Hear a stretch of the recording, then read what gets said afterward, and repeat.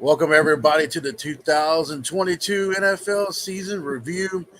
I'm your host, Big Kev from Big Kev's World. I'm here with the prodigal here with Matt Ogden, and we are going to be dissecting the NFL schedule, like with the divisions, and we're going to give you our picks on who's winning the division, the playoff spots, and we will probably be picking our Super Bowl picks. So I know some people are like, wow, this is too early. It's never early because our esteemed colleague right here, Prodigal Hill, actually picked early. I think you picked right before the season. You picked the Browns and the Rams, but you did pick an Ohio team versus the Rams last year. So actually, I kept going back and forth between the Bengals and the Browns, but I did go with the Browns because of my bias for the running game and bias for defense. And so I went with the Browns, but the Bengals were my dark horse. I knew it was going to come down to one of those two teams. But yeah, I went with the Browns last year, and they kind of let me down. So.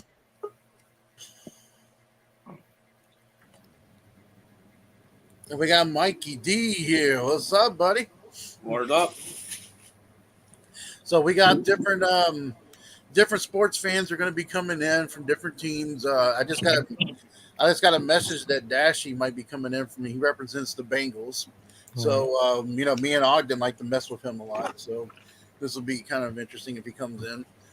But we're going to start it off here, guys, with the I figure we start off with the AFC North or the NFC North.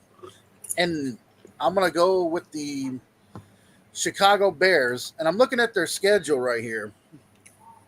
The Bears got Cincinnati. They got San Francisco, Green Bay, the Texans, the Giants, the Vikings, the Washington Redskins. I'm still calling them the Redskins. I don't care what they say. The Patriots, the Cowboys, Miami, the Lions, the Falcons, the Jets, the Packers, and we have I think that's the Rams, the Eagles, the Bills, Lions, Vikings, and Chicago. Where do you guys see Chicago ranked this year? I'm gonna start with you, Mike. Third NFC North. Yeah. As much as I hate to say it, as a Green Bay fan, I don't see them beating Green Bay anytime in the near future because of Aaron Rodgers.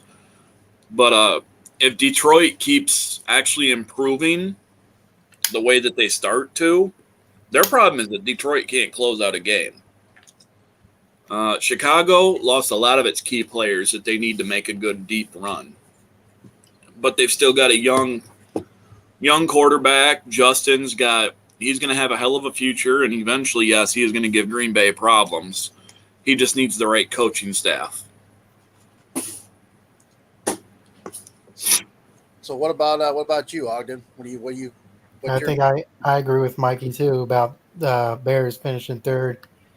Also, being a Packers fan, Lions. I do agree with that. They don't seem to close games outright, and I think the Lions are missing a few pieces. I think they definitely. I don't think Jared Goff's going to be the future for them. I think they're definitely going to find their quarterback in next year's draft. So I could see the Bears finishing third. I agree with Ogden. Not to say that Goff is a bad quarterback, but he's not a bad quarterback. He is a journeyman quarterback. Yeah, he is definitely. Look at the Rams. In that Super Bowl, they only scored 3 points. So Jared Goff is definitely not that type of quarterback. I know he was drafted number 1 and everything, but that's why the Rams went after Matthew Stafford, and it definitely worked out because their defense was good. They had the quarterback. I could kind of see what the Indianapolis Colts are doing too. They're doing kind of the same thing with Matt Ryan because they got a pretty built-up team too. So I would watch out for them. So what about you, Prodigal Hill? What do you think about the Bears' chances this season? I think that I have to agree with the consensus on this one. They'll finish third, if not fourth. Maybe the Lions take them. I'm not as sold on Justin Fields. I wasn't high on Justin Fields coming in. And the reason why is the same reason that I wasn't high on Trevor Lawrence. Whenever you look at their wide receivers, those wide receivers were open by a country mile. So it takes a little while to fit the ball into those windows, make those NFL caliber throws. And so, last year he's kind of struggled. Maybe he'll fill in a little bit better, but it does take a while for a quarterback, especially a young quarterback, to go ahead and acclimate into the NFL. I think that ultimately, where I probably could see them in fourth as opposed to third is that regardless of what people think about Jared Goff, he does have, he has, tenure in the NFL. So I think that, ultimately Detroit could probably end up taking that third spot away from Chicago.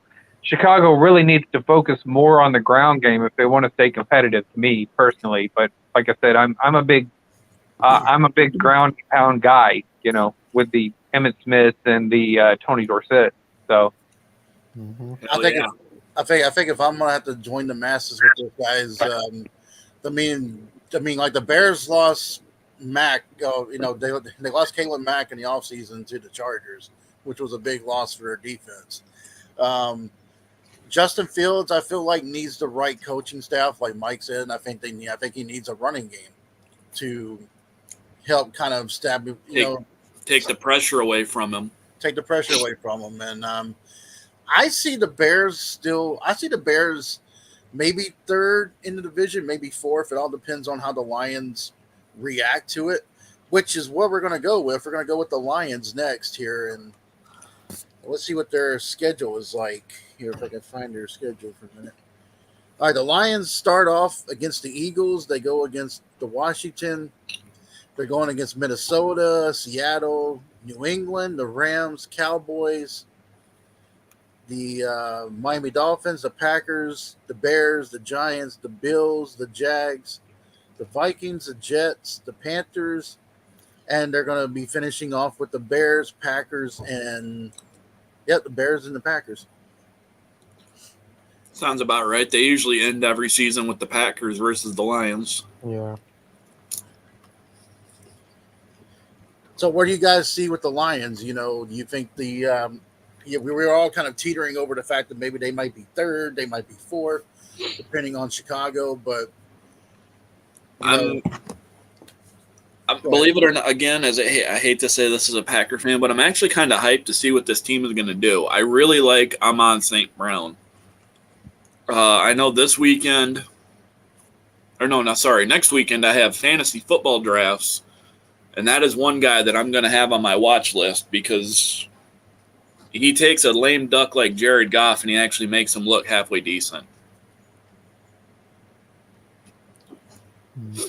So. What about you guys? What about the rest of y'all? What do y'all think about the Lions' chances? I mean, I don't think the Lions are going to be – I think they're going to be competitive in all their games. I just think they're going to be the type of team where they just can't close it out because they don't got that quarterback. And Jared Goff, like I said, he's not a bad quarterback. It's just the fact that he's not the type of quarterback that could take you to the next level. And I can see the Lions definitely probably getting the first or second overall pick next year's draft. So, I like what the Lions did in the offseason. And like I said, defensively they've gotten better. I think that this team has potential there. Jared Goff is at this point, he's more of a dependable quarterback. And like I said, once you put the pieces in place, there's potential there. He's already been to a Super Bowl. So he has experience that actually probably a number of quarterbacks in the leagues probably don't even have. So I think that a lot of people tend to sleep on Jared Goff a little bit. Now, is he Tom Brady? Certainly not. But he's one of those quarterbacks that you can be there. And if he may not be the franchise quarterback, but if you got a franchise run game or if you had a franchise defense, he's one of those like a Jim McMahon that can keep you into games and whatnot. So I think that actually, technically, I would probably like Detroit a little bit better than I like Chicago right now. So I agree with Heel 110% on that one. So we're going to go with Minnesota here. Now, they start off the season against Green Bay. They face the Eagles. They have the Lions, then they have the Saints. They have Chicago, Miami. Then they have Cardinals, Washington, Bills, Dallas, New England, the Jets, the Lions, the Colts, the Giants, the Packers, and the Cowboys. So where do you guys see the Vikings fitting in? Depending on how well Green Bay's wide receiver core, it could end up being a neck and neck for the first place. They've arguably got probably the number one NFC North running back solo. I mean, if you go as a tag team, I still give it to Jones and Dillon just for the bruisers. But Dalvin, as long as he can keep the ball in his hand, is a hell of a speedy guy. And then in the NFC North, they have the number one receiver with Justin Jefferson. Yeah, he's definitely. That's if Cousins can stay behind a wall and their offense does not give up too many sacks, I project Jefferson easily getting close to Megatron style numbers in the next couple of years. Just that the kid is just outstanding, I think, and I hate saying that one too. About you, Audit? Yeah, I agree. I think it's going to be a neck and neck race with us in Minnesota. And Minnesota's got a pretty good defense too, so I mean we can't overlook that. If the pack, like I said, like Mikey said, if our receiver score is good, I think we could definitely have a good shot at taking it away. But I know it's not going to be easy. It's going to be a neck and neck race with us in Minnesota all year. But that's the only team in our division that I got a concern with, because I mean they do match up pretty well with us, and it's going to be very interesting week one matchup. About you, Paulson? Now, this hurts me a lot worse than it hurts Mikey and Matt Ogden, because technically whenever Zeke was coming out, I wanted a defensive end, and I wanted to go defense for Dallas. And I said, well, you have guys like Dalvin Cook and, Nick Chubb's coming out the following year. I would much rather have these guys at running back than Zeke. Nothing against Zeke's a great running back or anything. I just think that we overpaid, and I wanted a defensive end. So, he ended up in Minnesota, and he's one of the guys that I had targeted, well before he came out of college. Right. Minnesota has probably one of the more solid starting quarterback jobs, not named Russell Wilson, probably consistent Kirk Cousins out of that same draft. And, man, Minnesota is a stingy team, but I think I have them finishing just below Green Bay, but they are a dependable team. It's, a playoff team. It's hard to take anything away from Minnesota. They're a solid team, and they know they have a winning formula, and they usually do pretty good with sticking with that winning formula. Mm-hmm. What's interesting about the Vikings, too, is I've seen a lot of sports people some sports people are picking the Vikings to sneak in there and win the division. And like I said, and I agree with you guys, it all depends on how Green Bay does, how their receiving core does. That's going to be a big factor into this whole situation. We know that Aaron Rodgers is going to ball no matter what, no matter who the Packers have as receiver. But now that we are all kind of in agreement that Green Bay is going to win this division, I figured since we picked the people who are going to win the division, we could talk about their schedule, and you guys can tell me if you think that's going to be a win or a loss for Green Bay. So they start off the season against Minnesota. So it's going to be that's the first game they're playing. Yeah, I got it as a win. I think that Green Bay, especially during the regular season, Green Bay is just a hard team to beat. Is it in Green Bay or is it in Minnesota? It's in Minnesota. It's in Minnesota. Yeah. So it'll be a little bit closer, maybe. I think it's going to be a nail biter. But I think that a lot of people are sleeping on Green Bay. I really like Green Bay this year, and there's a lot because we lost Adams. Yep. I think it's going to be Green Bay by a field goal, and it ain't going to be a blowout. It might be like 24-21 kind of thing, because both teams have got a stepped-up defense. I think it's going to come Yeah. down to where the game's tied up and the Packers drive it down the field and then get a field goal to win the game. I think that's Of course, if Crosby's got his hiccups out of the way for the season I hope already. so. I would hope so. See, we look at the history of Aaron Rodgers, and you see Jordy Nelson's, and you see DeAndre Adams, and you see Randall Cobbs, and all the receivers similar to Peyton Manning, similar to Tom Brady. He's going to make his wide receivers look really good. Oh yeah. So I mean that's his. You give him a weapon like Christian Watson, and I'm very, very interested to see how well Aaron Rodgers will do with somebody like a Christian Watson, who I think has potential to be one of the most prominent wide receivers to come out of this draft. I think that he's slept on a lot of, kind of similar to what Jamar Chase was last year. Yeah. Like, you can't disrespect these guys like that and expect them not to, come out and perform. So I think that he'll have a little bit of a chip on his shoulder. I think Aaron Rodgers will have something to prove. And I think that the Green Bay defense, I like the moves that they made, particularly in the draft. So I think that a lot of people were sleeping on this team because of the DeAndre Adams thing. And on the other end of the spectrum, people are hyping up the Raiders just because they have DeAndre Adams. But, if it's not for Aaron Rodgers, we wouldn't be talking about DeAndre Adams like this. Well, here's something for you guys. Well, I'm looking at their schedule, and I'm looking at the playoff teams that were from last year to now. They got a road game against Tampa Bay. Yep. They have a home game against the Patriots. They have a away game against Buffalo. They have a home game against Dallas. They have a home game against the Titans. They have an away game against the Eagles. And they have a home game against the Rams.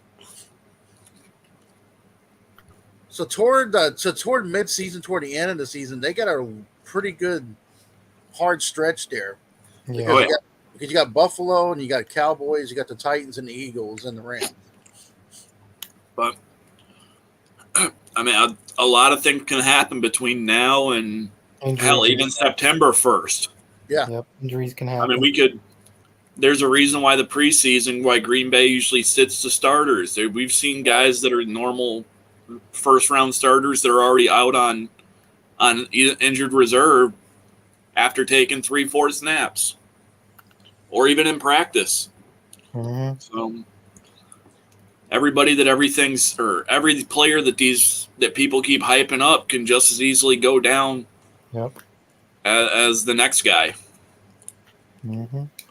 So I'm looking at the NFC North, and we're gonna start with the Baltimore Ravens. AFC North. Yeah. Oh yeah, AFC North. Sorry guys. Yeah, Baltimore Ravens.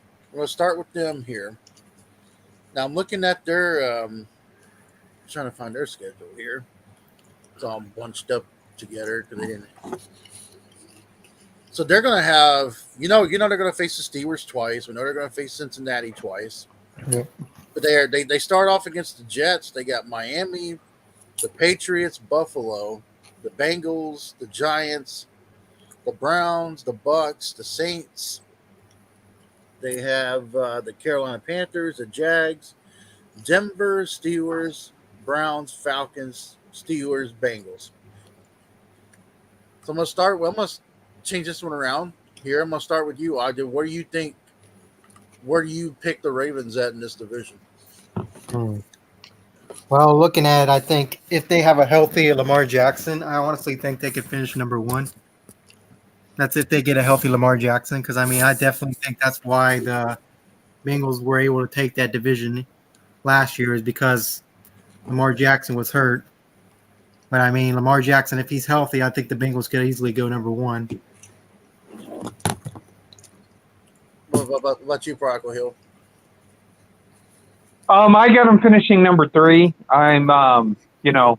Lamar Jackson is what Lamar Jackson is, but I'm not a very big fan of the option quarterbacks and stuff, especially like whenever a quarterback depends more on running than he does passing.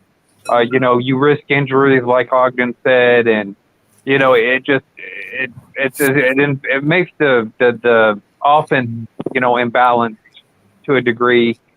And so, like, for me, I just, you're putting a lot of risk in a running quarterback, a mobile quarterback. This is one of the reasons why whenever Kaepernick was doing his thing, he didn't get a lot of, calls, because it's hard to run the option, particularly if you're trying to, generate any kind of real offense. Now, the defense looks solid, and if they could protect Lamar Jackson, if Lamar Jackson can do more passing and less running to alleviate that and to help the running game for his running back, then I think that they would be better. But from what I've seen right now in Baltimore, it's not as consistent as some of the other teams. So I can't put them in the top, in the top two for the division. So I got them finishing third. How about you, Mikey? Honestly, I'm gonna be the odd man out here. I actually have them finishing probably number 2, maybe number 3. It's going to be talking. I think number 2 and number 3 are going to be a toss up between Pittsburgh and Baltimore. Pittsburgh's coming out with a rookie starting quarterback from the way it's sounding. I think it's going to be Trubisky starting out, though, I think. But then they'll probably have him start probably come week 6, maybe. Oh, they're having Trubisky being their starter week 1? That's what it's looking like so far. That's what I'm seeing. Yeah. But I still think Trubisky could do pretty solid for them until time being. And I agree. And that chalk that one up the same thing with Goff and with Justin Fields. It comes down to it comes down to coaching, and when you've got like Trubisky got dealt a crappy hand in the NFC North, so maybe just switching from the NFC to AFC North will help him out. I think it'd be a lot better. He's going to have Tomlin coaching him and not what he had over in Chicago. Yeah, well, he a lot better. In Chicago, he had what was it? I think 3 or 4 years playing for Chicago. He had 4 or 5 different offensive coordinators. Yeah, right. That was definitely. How do you learn a playbook when you have that? So Tomlin's had the same crew for years and years, as far as I know. So you've got a team that you don't have to sit there. The only person that's got to pick it up from scratch are rookies and free agent signings, which on Pittsburgh's offensive side, not too many aside from Trubisky and what is it, Malik Willis or something like that. Right. I can't remember the rookie's name already. Who we talk about the quarterback? The quarterback drafted Kenny Pickett. Pickett. Yeah, that's what it was. Kenny Pickett. I don't know why I was thinking Malik Willis. I think that was somebody else. He went to the Titans. Yeah. Oh yeah, that's the one that Tannehill said it ain't my job to teach him. Yeah. Yep. Well, here's something for you guys. This is my take on the Ravens. The Ravens they do have a Super Bowl coach in John Harbaugh. Yep. Harbaugh's a very hard-nosed coach. The Ravens are going to be stingy on defense. I think the Ravens are going to play spoiler this year. Yep. For somebody. I think it's going to be they can play spoiler probably for the Steelers. I see them going second or third.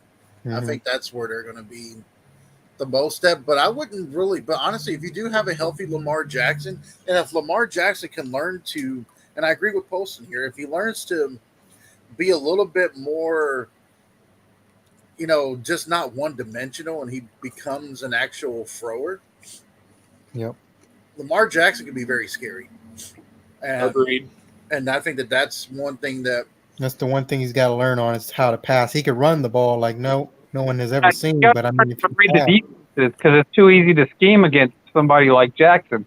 This is the wall that Kaepernick ran into. Is that you can scheme around them. And, make them make bad decisions in the throwing game.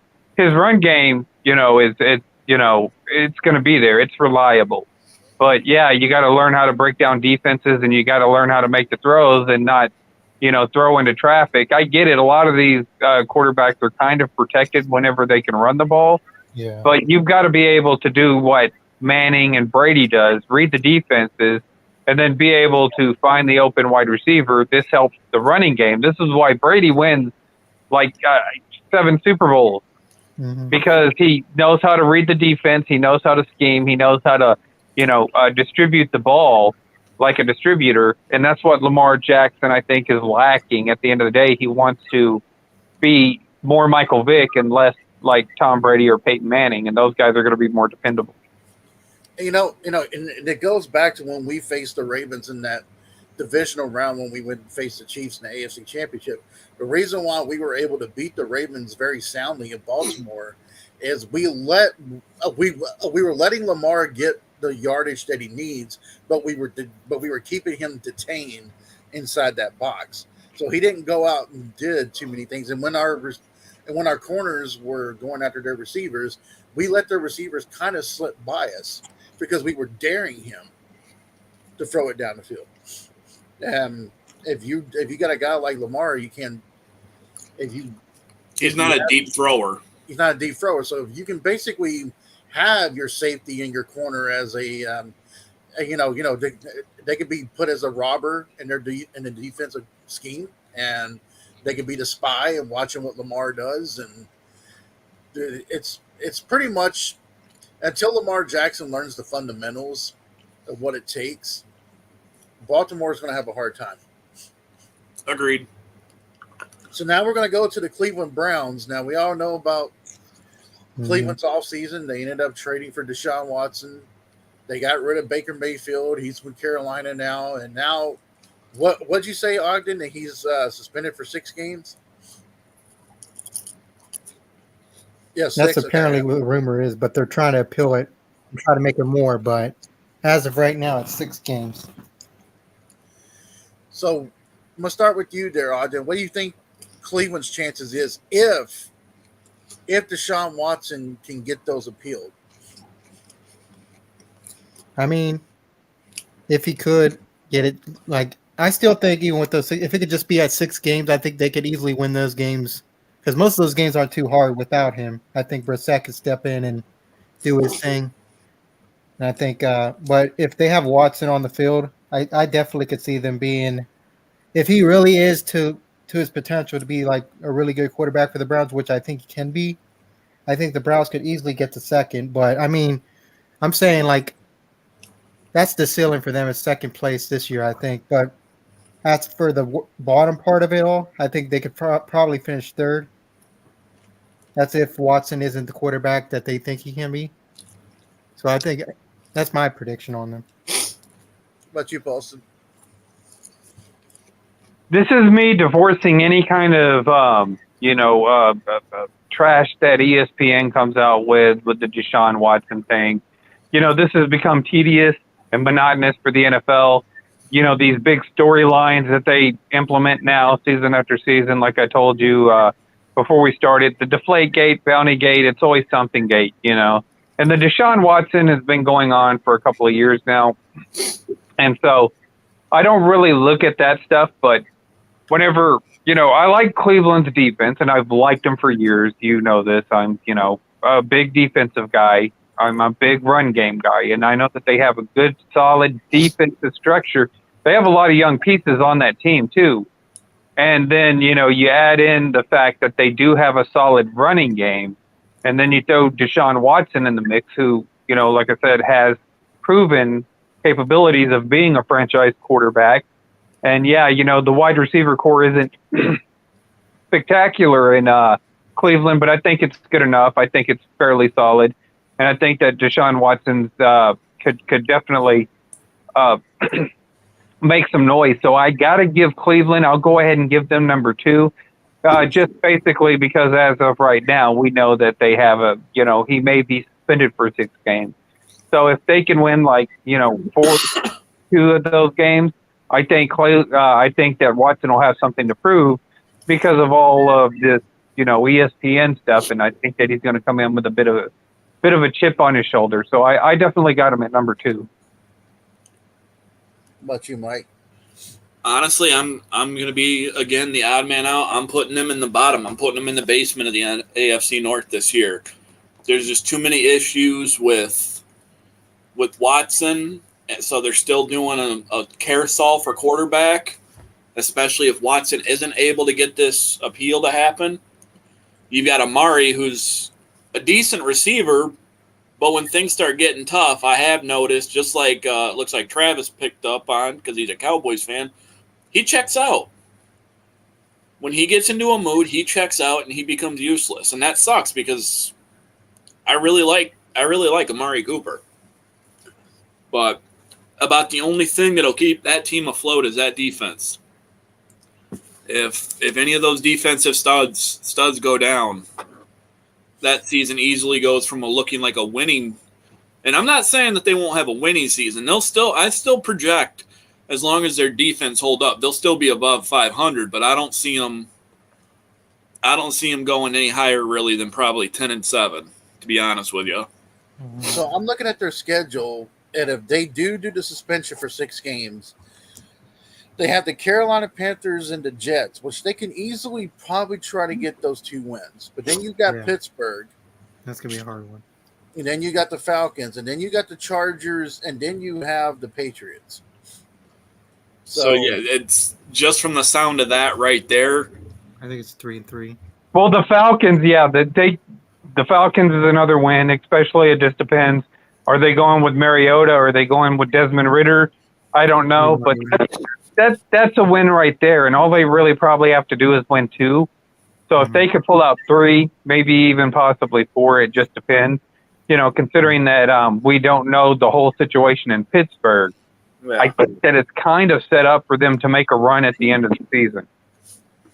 I think my take with the Browns is going to be this: if Deshaun is there, and I've seen how he does with the Texans, if Deshaun is playing and they appeal it, he makes the Cleveland Browns offense even better.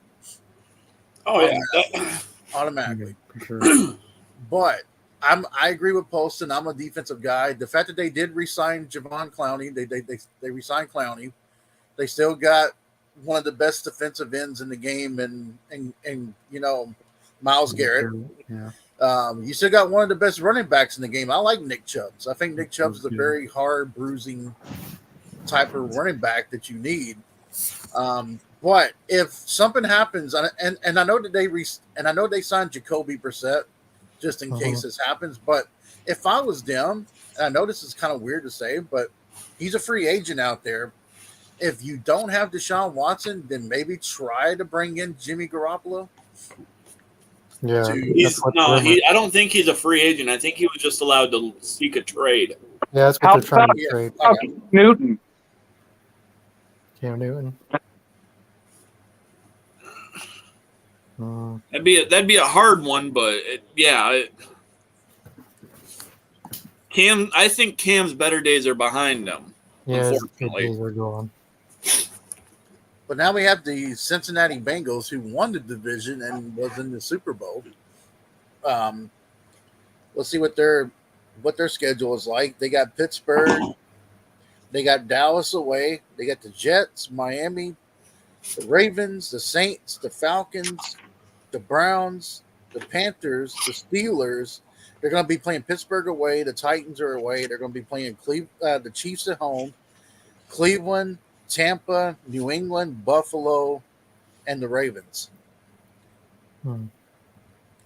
So I'm going to ask you, Ogden, I'm guessing you're going to put Cincinnati first, right?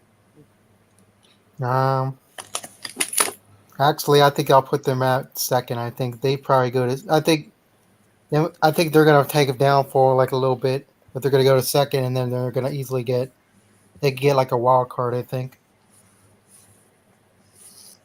What about you, Poston? I know we were talking off air. Did you see a lot of similarities of Troy Aikman and Joe Burrow? So where do you have for Cincinnati?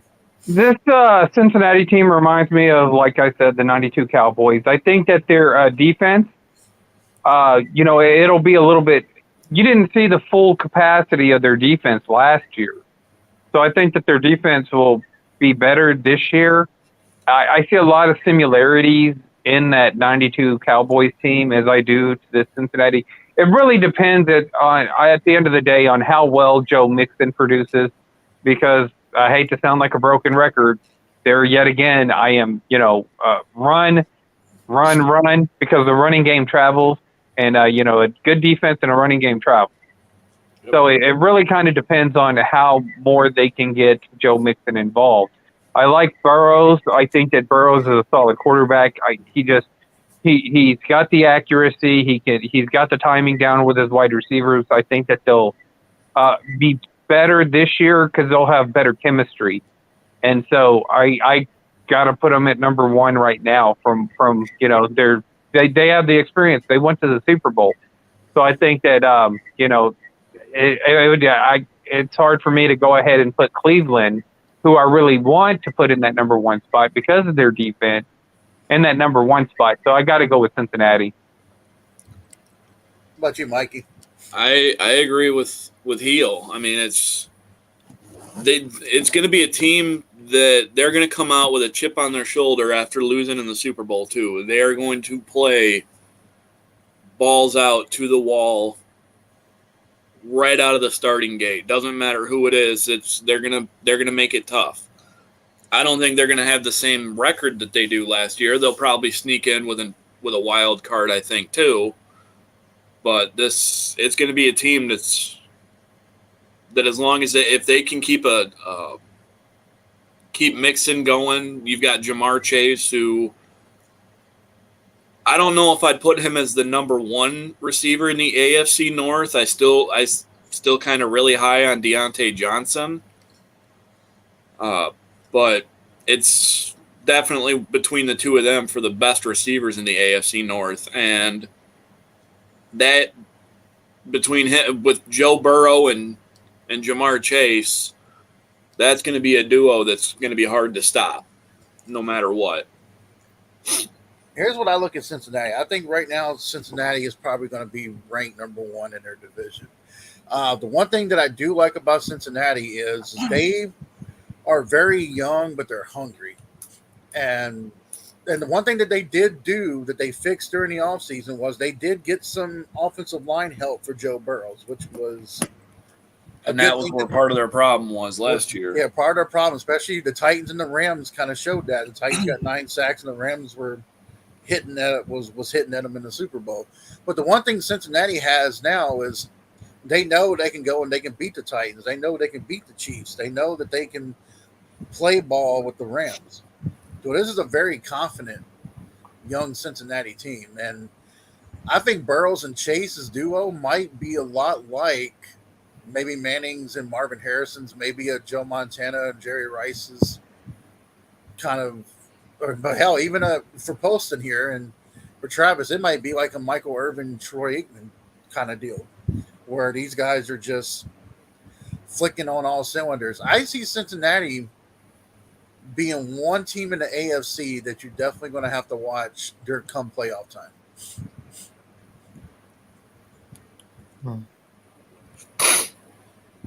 So we're going to start with the NFC East here, and we're going to start with the. Should I call them the Washington? Should I call them the Redskins still, or just call them Washington? They're always going to be the football team to me. So what do you got? I'm going to start with Poston here, since this the is Washington Communists. Okay, we'll go with that. So I'm gonna start with Poston since this is his division. Where do you put them at? The Communists? Yeah. The Communists, they really kind of developed that defense pretty good. You know, I can't lie. They bring in Carson Wentz. I think that the offense will be a little bit more stable. But, there yet again, I'm not sure. The running game seems to be a little suspect. They just really haven't been able to get it together. As soon as they start to congeal, then I think that they'll be a dangerous team. But like I said, I haven't seen enough of the product right now for me to sit there and say that they're going to make any movements in here. So I'll put them at third in the NFC East right now. That's, I figure, is probably going to be the safest place for them. What about you, Ogden? What do you got them? Yeah, I could see them finishing at third. Definitely, because, I mean, I know they got Carson Wentz, but I still think their team, that's not going to be enough for them to win the division. What about you, Mike?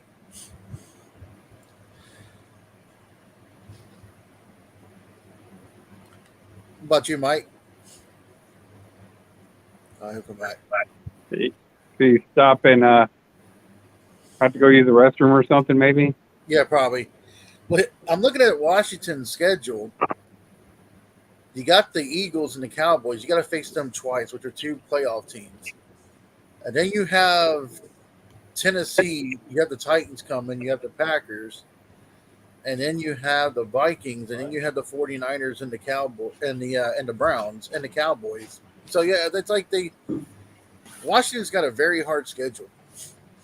Well, they don't have any identity. I see Mike had to sleep on my NFC East team. Sorry. It's okay. We're just Daughter's starting school tomorrow, and we were sitting there talking about some things before she goes back to school tomorrow morning. Oh, there's this famous dog. I love that dog. oh. Mm-hmm. Right, uppers. So, yeah, but so where do you have the Washington commies? The commies? Yeah, the commies.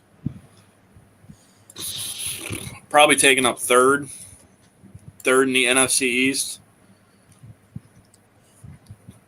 I would go with third too. I'm with the masses on this. I don't see anything that's going to make them really any better than Philadelphia. And right now, it looks like the Giants are in a rebuild mode, so there ain't no way in hell the Giants are going to be in any kind of contention anytime in the near future, in my eyes. Yeah, the communists just have no identity, so it's hard to gauge them. Yeah. Normally, that's something that's really great for something because then you can't predict for it, but at the same time, that makes it where you can't predict what they're going to do. Because one week they can come out playing fire, the next week they look just like a dumpster fire. So I guess we're all four in agreement that the Giants are probably going to be the last place team in this division. Oh, with that golden arm. The team's already made it clear that they have no confidence in Daniel Jones, who was still their starter as far as I'm aware, too. I believe he is. I believe he is. Who do they have on offense? What kind of a weapon do they have? They still have Barkley, right? So you got Saquon. That's, Yeah. I mean, you load the box and you don't have to worry really. I mean, and that's because Jones he's not an Aaron Rodgers or even a Russell Wilson or Tom Brady. He can't make his receivers open. So if you load the box against Saquon Barkley, you pretty much just eliminated the Giants' entire game. I can't believe that the Giants got a quarterback that even throws worse check down passes than Eli, but the freaking Giants managed to do it. I can't even argue with that one. So, well, I hate to tell you, Giant fans, if you watch this later, I'm pretty much going to skip your team. And it's no disrespect. Well, it kind of is a little bit, but I mean, I guarantee they'll have at least 2 wins, and that's against Dallas. And that's because it seems like no matter what, they always have Dallas's number. I don't remember the last time the Giants have beat us, though. I do believe last year. I don't think that they beat us last year. They couldn't even beat us without Dak. They injured Dak, and we still ended up winning that game somehow. Don't ask me how, but we did. So I'm just gonna start it off here for Poston. What do you think about the Eagles? Like, where's the Eagles in this division for you? The Eagles, to me, are solid. They frighten me a little bit because they did work on the middle of their defensive line, which is going to be an issue for our offense. They've been adding offense like Jalen Rigger. What was the Smith guy, the wide receiver they got this year? I think it was an Ohio State product, if I'm not mistaken.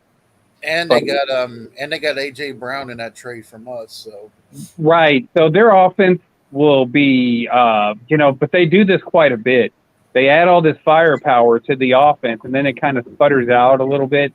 There yet again, they don't have the Darren Sproles to make this, really ignite. But I do think that they'll be solid. I miss Darren Sproles. He was a hell of a fun player to watch. Yeah, for the Eagles and for the Saints. Yeah, they don't have anybody like that to me. Miles Sanders is pretty solid. They'll have a solid season, and I do think that they could potentially get in a wild card position. But ultimately, I have them finishing number 2. What about you, Ogden? What do you think about the Eagles? Yeah, I think the Eagles definitely going to finish number 2. I can see them. I mean, I think Jalen Hurts is definitely going to be a good quarterback. He's going to have a lot of improvement from last year. But I still think the Eagles will finish second. What about you, Mike? Fully agree. And to go back to that really quick about Dallas, I was just looking it up. With the exception of the 1st of November or the 1st of January last year, that is the last time since the 2016-2017 season that Dallas has lost. So I rescind my statement. Overall,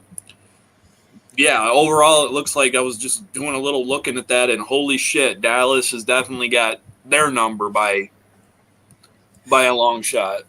So, but yeah, as getting to the point, I put Philly firmly, in second. They've got AJ Brown.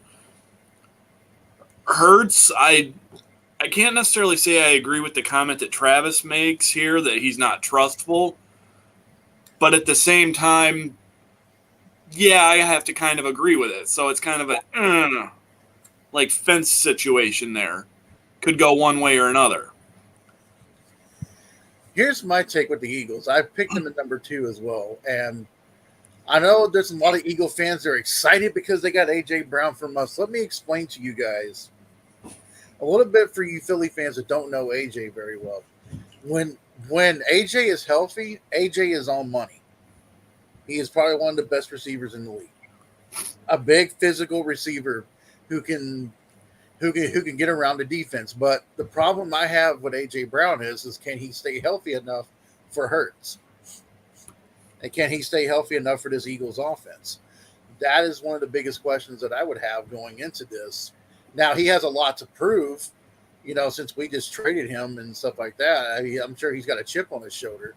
But I see the Eagles being number 2, but I see the Eagles getting a wild card spot. That's where I would have to say I see the Eagles in the playoffs in this equation. I think it's a unanimous agreement that they get a wild card in the number 2 spot. I'm on board for the division. That is for the division. They get the number 2 spot. So, Poston, we're going to start here now. We all agree that Dallas is going to be number 1, right? We're all agreeing that Dallas is going to win this division. Yep. Yeah, I think so. I'm looking at their schedule. I'm looking at Dallas. I'm looking at Dallas' schedule. They start off at home against those pesky Tom Brady and the Bucs. Again? Yeah. Yeah, because it drew like $30 million last year, so I think so. Trying to bring up the ratings. I think it's going to be. I think the game is going to end the opposite of last year. I don't think it's going to be the Bucs taking this one. I think the Cowboys are going to come out and they're going to come out with a fire because they're going to remember because McCarthy's going to let them know, hey, they embarrassed the shit out of us last year for this game. Let's come back and let's do it to them this year. All right, what's up, guys? What's up? And now, let's look at Dallas. Let's look at Dallas' second game. They got Tampa at home, and then they got Cincinnati at home. Yep. The thing with Dallas is that Dallas's defense was pretty solid last year. The only thing that really kind of hurt us was the run. Sam Williams. Hey, Poston, let me talk to Cowboys talk.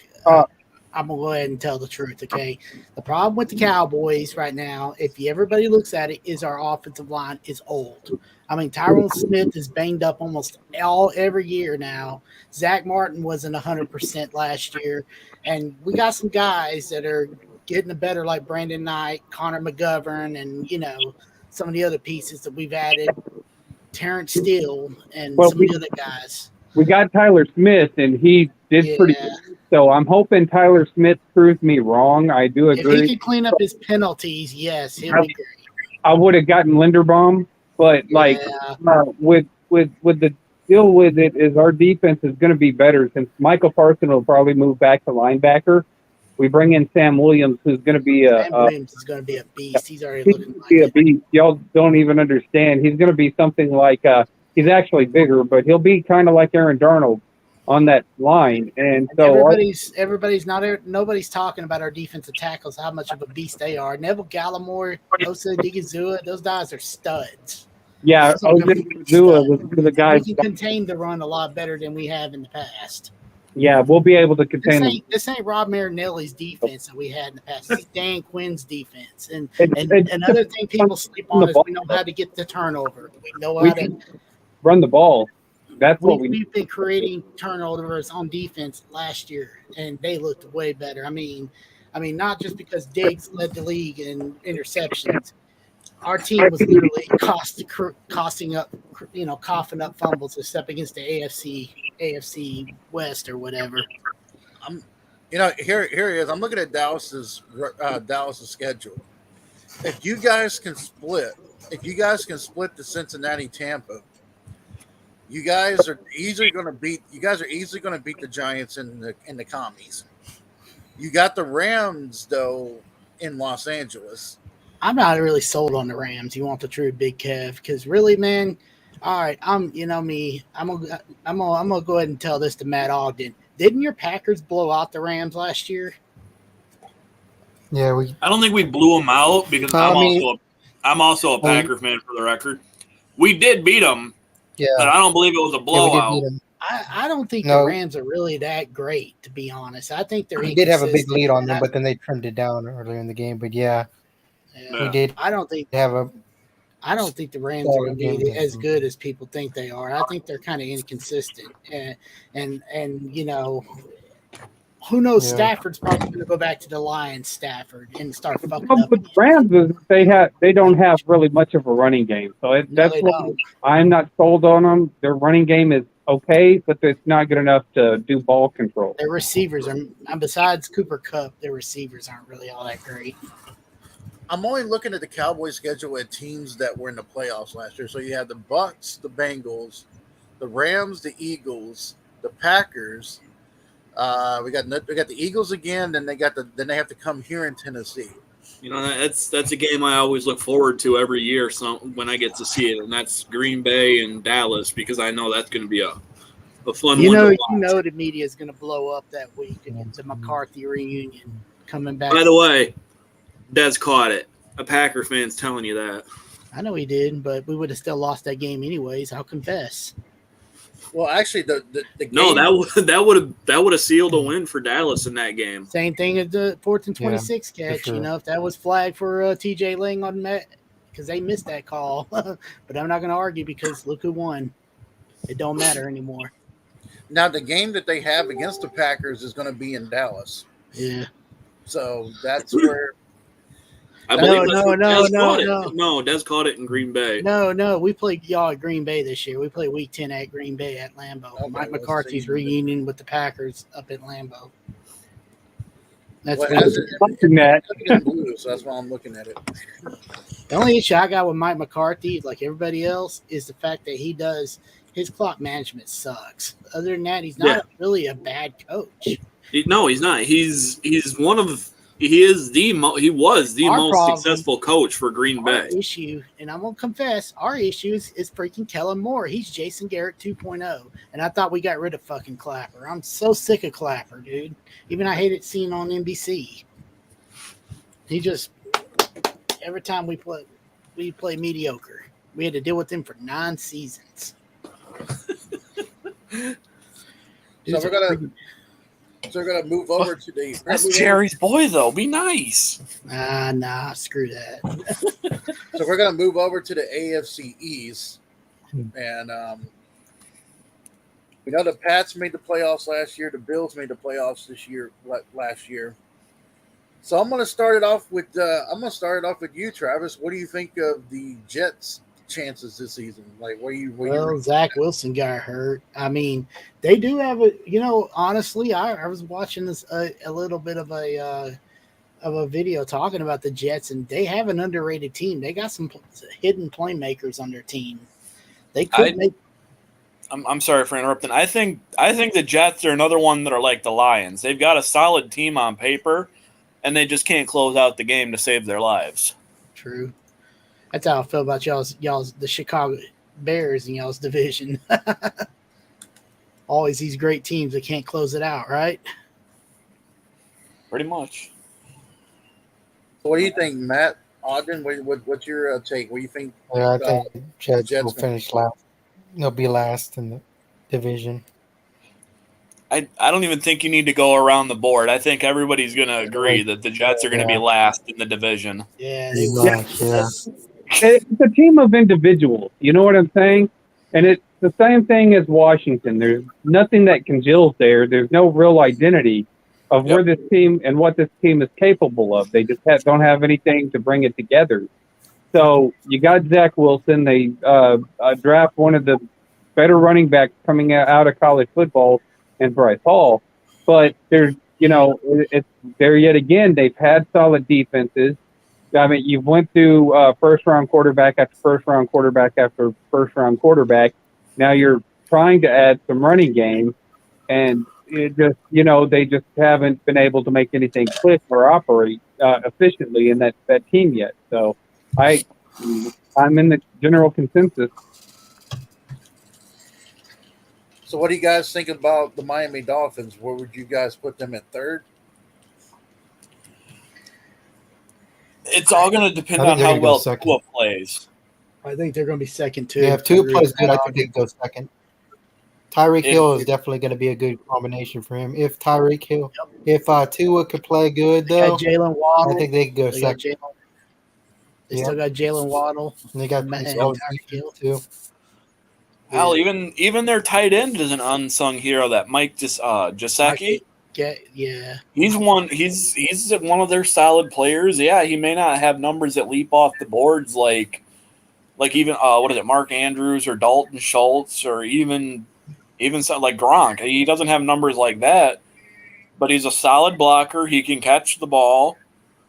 He's not slow, but he's not wide receiver speedy, but he's dependable. So I've got them finishing third. Like I said, the inconsistencies of Tua right now. Yep. They have pieces there to do something, but I'd have to see it come together. I'd have to see this team. It's not like Cincinnati. I see them congeal as a unit. They play as a team, and Miami is hit or miss. They can go on good runs, and then they can absolutely stink at times, and they lose. Any cohesion. So I have to give them third in the division right now. I agree. So what do you guys have the Patriots? Do you think the Patriots were a fluke last season, or do you think that we see the Patriots go down to rank 3? Because I know Postons maybe has them at 2. So I don't think the Patriots are going to be in third. I think the Patriots. I don't think they're going to take the number 1 spot, but I think it's going to be really close. It's going to be maybe one game that'll decide if it won't be like a division tiebreaker, how many times the Bills beat the Patriots or vice versa. I think is going to be what decides the standing for the NFC or AFC East. First of all, let me get it off my mind. It was finally great that my Cowboys beat the fucking Patriots last year. We have not beaten them since the 90s. Second of all, I still think they're fighters. I think they're going to be second place, tied with Miami. You What about you, can't Rod? discount Bill Belichick. And I you mean, can't. Mac Jones is good. Mac Jones is that good. and he's young, so he's only going to get better. I mean, Belichick's a smart guy, so he still got knows what the hell weapons, he's too. doing. He's still got weapons, even though they got rid of N'Keal Harry. He went to the Chicago Bears, but he still got. Well, shit, Keneal Harry, I think right now is out for a few weeks with an injury. So Then he I, still I got, I think Belichick kind of surprised me in the draft by picking Cole Strange first and Tyquan Thornton second, which I wanted here in Dallas to go ahead and take up the spot for Amari. But, we still ended up with landing a solid wide receiver. So Bill Belichick sees stuff that, even I don't see as a football fan, and y'all know how I am about my draft. And so it's hard for me to go against. Of course, I'm going to be partial because this is my AFC team. So I, tend to favor the Patriots even from the 90s. hey, Kev. Yeah. You don't mind me dressing since Poston brought up Amari. I know we're talking about you want to talk about the AFC East, but this is going to have to go back to NFC East. And I need to address all the idiots out here that keep saying, well, Dallas was stupid for getting rid of Amari Cooper. Let me tell you the real truth why we got rid of Amari Cooper. The dude checks out on every game. He'll make a big play, and then he's over on the sideline. And on third down, crucial situation, he's over on the sideline. So at least CeeDee Lamb and Michael Gallup or somebody had to make the big play. Or even Ced Wilson last year like we had. Why do you think Ced Wilson made so many big plays and stuff? It was because Amari Cooper is a coward at times in the game. That's why he was traded for a 6th-round pick. He has no worth. I wouldn't have traded a first-round pick whenever we got him the first time. But everybody was hyped up on it. I thought that we could have did.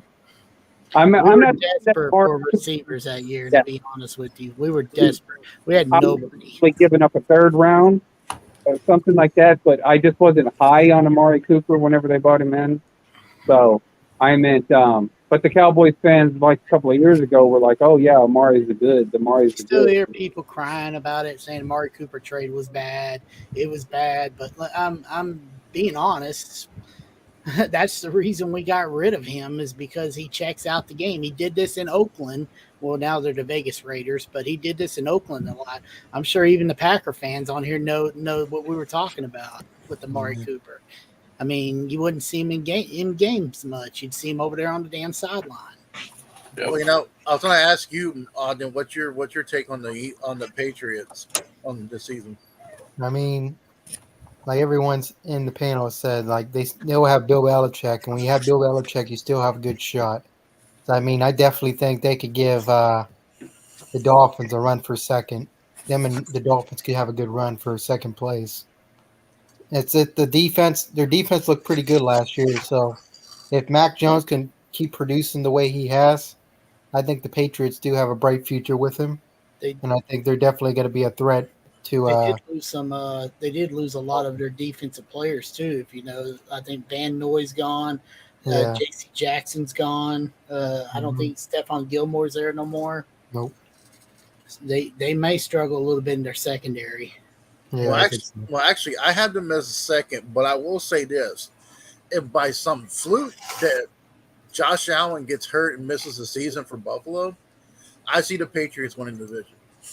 Oh, that's really the only way is if Josh Allen gets hurt, because who do the Bills have at quarterback behind Josh Allen? I sure as hell don't know.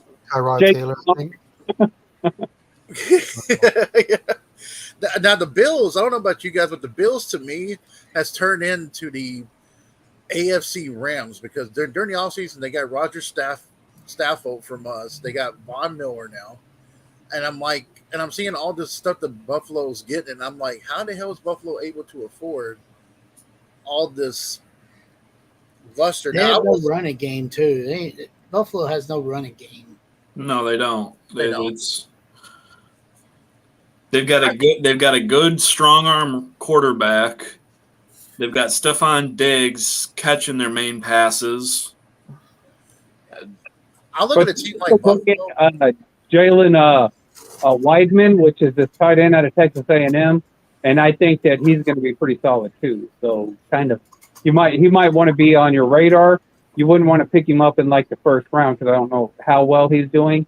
But if you're gonna, maybe do like, have bench players or something, he would be somebody you might want to pick up later on at tight end, just to have, because he could have a breakout season this season because he's pretty solid as a wide receiver. So here's something I'm looking at Buffalo's schedule.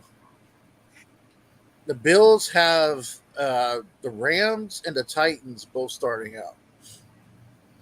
Then they got the Ravens, the Steelers, the Chiefs, the Packers, the Vikings, the Browns, the Lions, the Patriots, Cincinnati, and then New England again. So they don't really have, to me, I don't think they have that hard of a schedule as most teams would.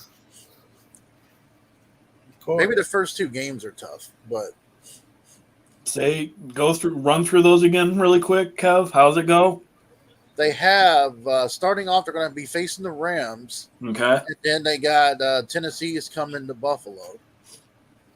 I put that maybe 1-1 for them coming out of week 2. Either game could be a flip of a coin. You guys seem to match up really well against Buffalo, though. Oh yeah, no, we've had their number the last 2 years, but it's been in Tennessee, so hasn't been in Buffalo. So I'm kind of curious. But then again, though, last season we did pretty well against playoff teams, so I'm looking forward to seeing what that is. But yeah, that definitely could be a split right there. And then you got Miami, which I think they can. I think they'll take Miami.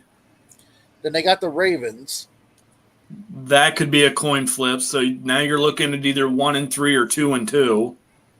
Most likely going to be 2-2, just because their defense can keep Lamar Jackson contained to where they'll make him throw the ball.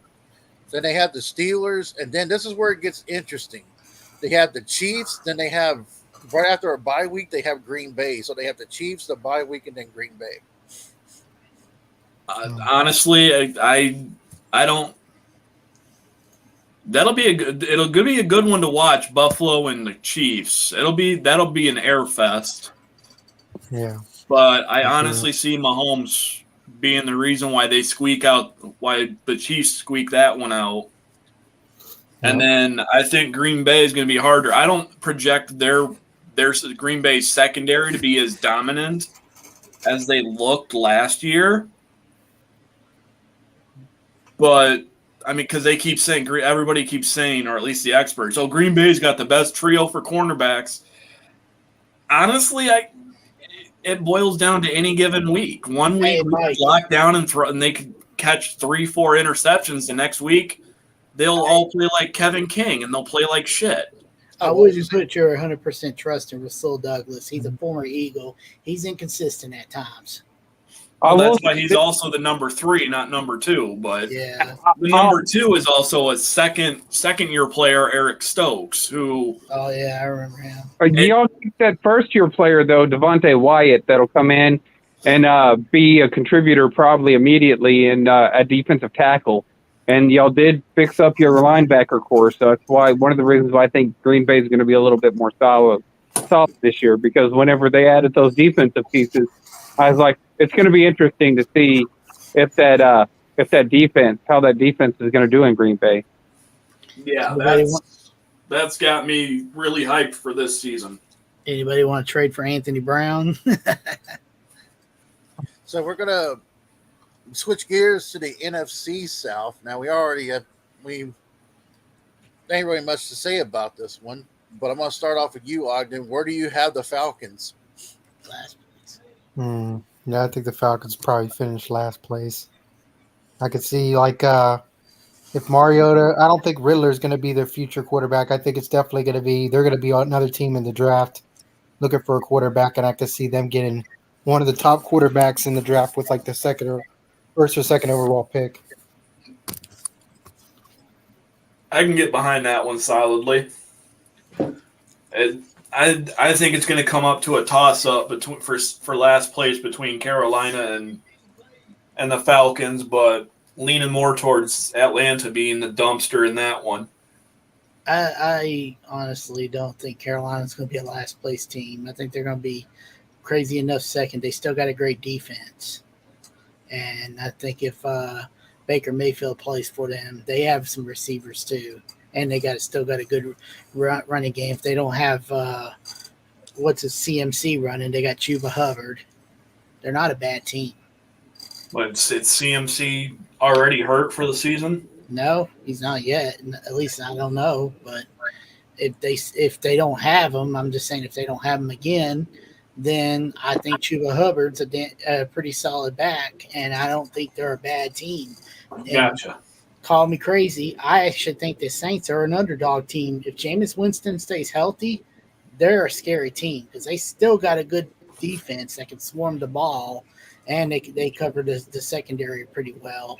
And their offensive line is a force not to be fucked with so far. Exactly. They just they're crazy on the offensive line. They're a sneaky, dangerous team. Don't count out the Saints. So yeah, I got to give Atlanta the last place because, like Travis said, if Baker comes in, but see, this is the problem that I have with Carolina is that they're not consistent. Sam Darnold came in, looked like a world beater at the beginning, and then all of a sudden, he started. So is it the offensive scheme? People figure out Carolina too quick. I'm not exactly sure. Christian McCaffrey, they have him. Is he going to be healthy? You can't tell. The defense is there, but I got to put them at third as well for Carolina. So what about you, Ogden? Where you got Carolina?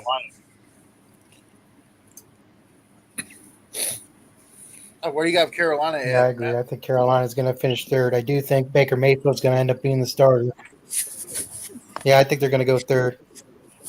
Pieces to get over the hump. I think they're going to miss the playoffs, probably miss the wild card spot. So I think they're definitely going to finish third. What about you, Mike? I'd pretty much agree too. It's going to be. That's why I said it was going to be really close. I don't. But yeah, they're not in a rebuild mode, and like others said though, it's all going to depend on how Baker plays too. Yeah, now and I think he's a solid quarterback. I don't think he's a shitty player. Yeah, it's not. So It's the injury that fucked him up last year. That's what fucked him. Yep. So I think he'll come out playing with a chip on his shoulder because of the bullshit that happened in Cleveland this year. If they stay healthy, if he stays healthy, Carolina might be an underdog team. It's possible. So where you guys have New Orleans second? I have them second as well. Yep. Unless they sweep the Bucks like they've been doing. They've had the Bucks number 2 years in a row. Yeah. If they could get Alvin Kamara going, then yeah, they have a potential to take a. But like I said, there yet again, the Bucks have a good defense. They have a solid running game, and they got Tom Brady. So I got to go with the Bucks at first. The one thing I do like about Jameis Winston, and Travis pointed out to it, is the Saints do have a really good offensive line. If Winston can stay healthy, Winston can throw the football, and yeah, he can. And I think that could really. I used to watch Winston when he played for Florida State, so. Yeah, there's a video out here says I looked it up. There's a guy a while back said the Saints are really a scary good team, and they kind of are. I give them that credit. I'm not hating on the Saints. I'll even go tell Noah 44 the legendary. Shout out to him. I'll go tell him that. So are you guys all in agreement that Tampa's going to win the division for right now? Definitely for right now. Yeah, I think so. Yeah. Yeah, for right now. For now. I just barring something coming out and happening to Tom Brady, another leg injury, where he broke his leg, and then that year the Patriots went 8-8 with Matt Castle, 10-7, I think. 10-7. Yeah. 10 that's what it was. Yeah. No, because that was when they still had 16 games on the schedule. They didn't make the playoffs that year. It was not. I think it was 10. But they missed the playoffs by one game. But Matt Castle he didn't look like a horrible backup at that point, and filling in for Tom Brady. I'm looking at Tampa's first 4 games. They have Dallas, New Orleans, Green Bay, and the Kansas City Chiefs. So they got pretty good. They got a tough four-game stretch at the beginning of the season. And, I think they're going to go 2-2 out of it. I was gonna say, just like I said with the other one just a little bit ago, that could be split 2-2. It could come out 1-3. They could take them all. They could lose them all. Yeah, the Browns. You said, Tampa. I just finally want to beat Brady. We're the only NFC East team that's not beaten Brady yet. Everybody else has. Hey, you guys played them pretty good last year. So. Yeah, except for that fucking Godwin bullshit shove off on Jordan Lewis. Well, so we're gonna Falcons never beat. Y'all still bitter, Mikey? You and Matt still bitter about the 2020 game, NFC Championship game? Y'all had them. Not bitter, but not for the reasons you might think, and that's just because our defense decided to give up some stupid shit. Because it was definitely the Bucks came to play, and our guys blew coverage.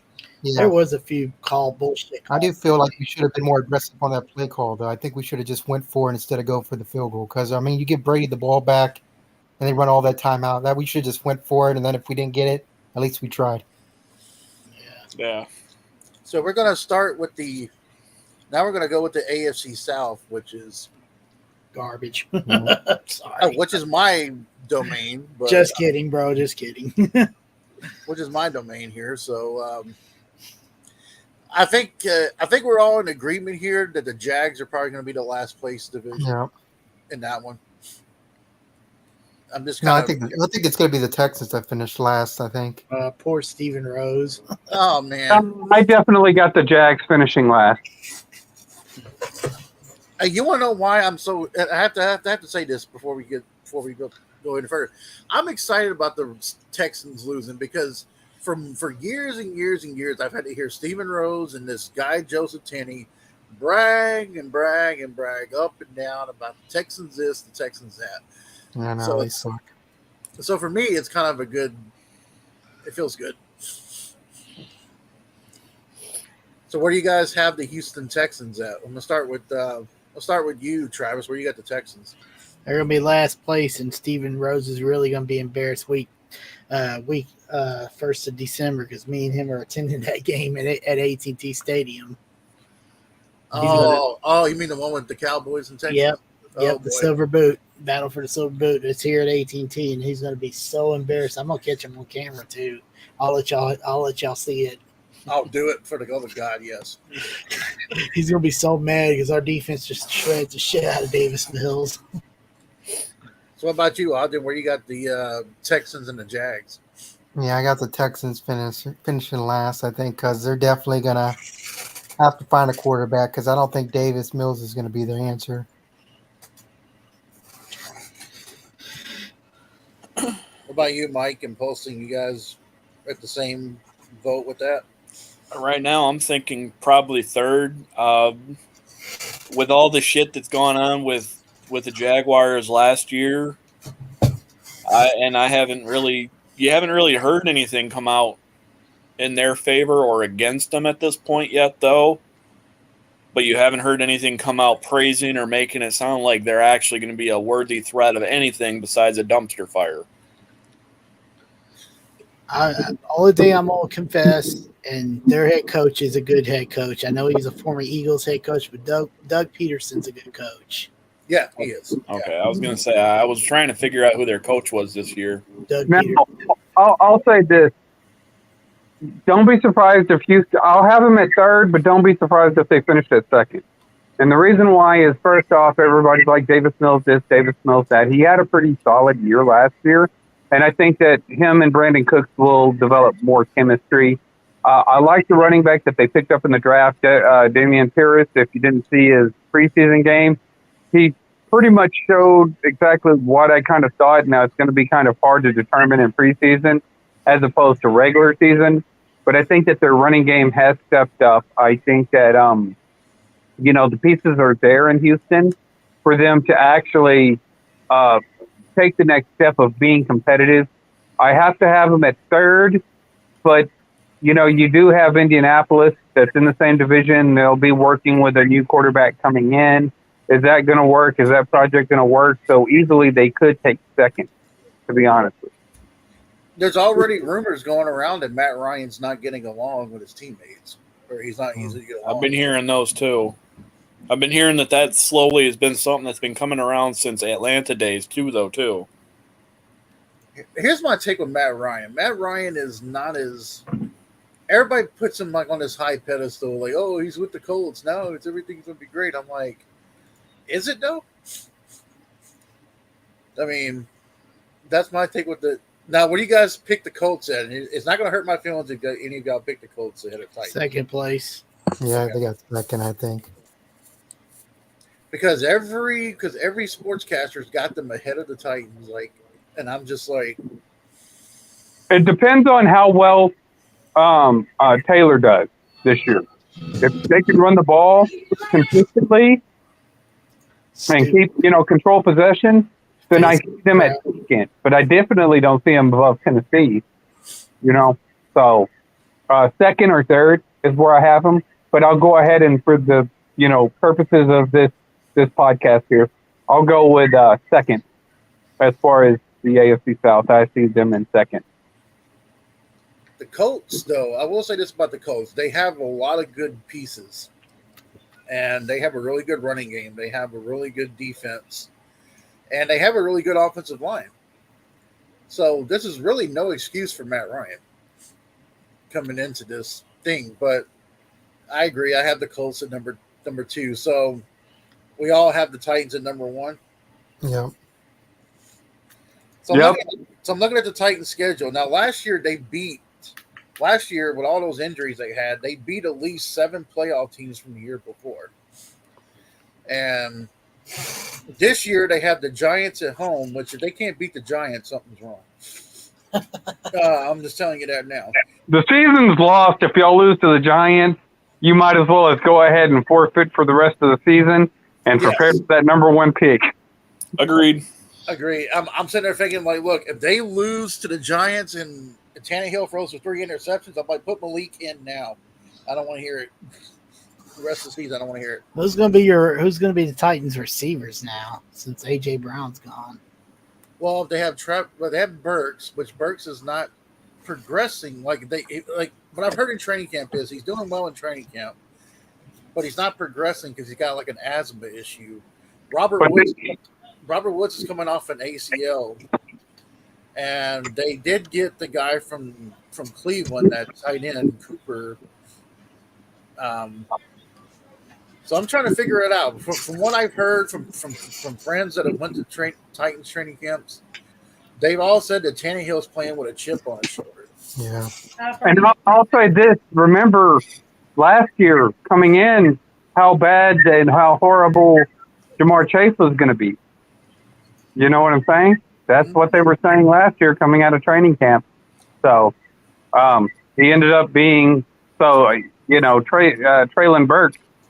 He's been compared to A.J. Brown.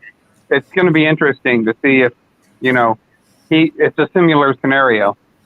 So the Titans have the Giants. They have the Bills in Buffalo. They have the Raiders at home. Then we got to face the Colts, and then we got the Washington Commies. Then we got the Colts again at home. Then we got the Texans away. We go to Kansas City and Arrowhead. We got Denver at home. We got to go to Lambeau Field, which last time we went to Lambeau, they whooped the snot out of us. Then we got Cincinnati at home. Then we got to go to Philadelphia, which is going to be an interesting game because it's going to be us versus A.J. Brown if A.J. stays healthy enough. They got the Jags and they got the Chargers. They have the Texans and the Cowboys and the Jags.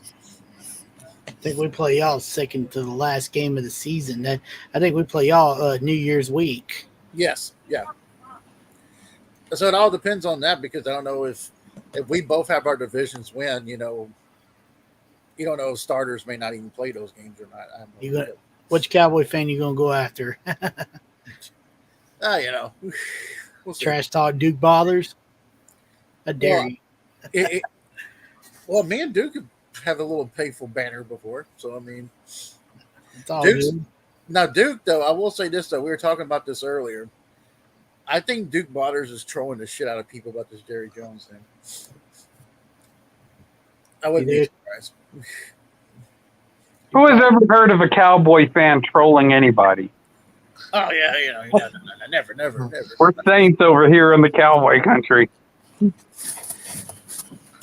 So yeah, we have the let's see what we got here. The AFC West and the NFC West.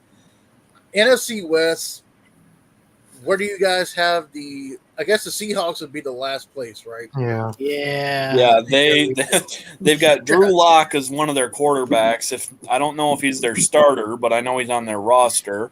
I think he'll be the starter. Wait, it's not going to be Geno Smith? No.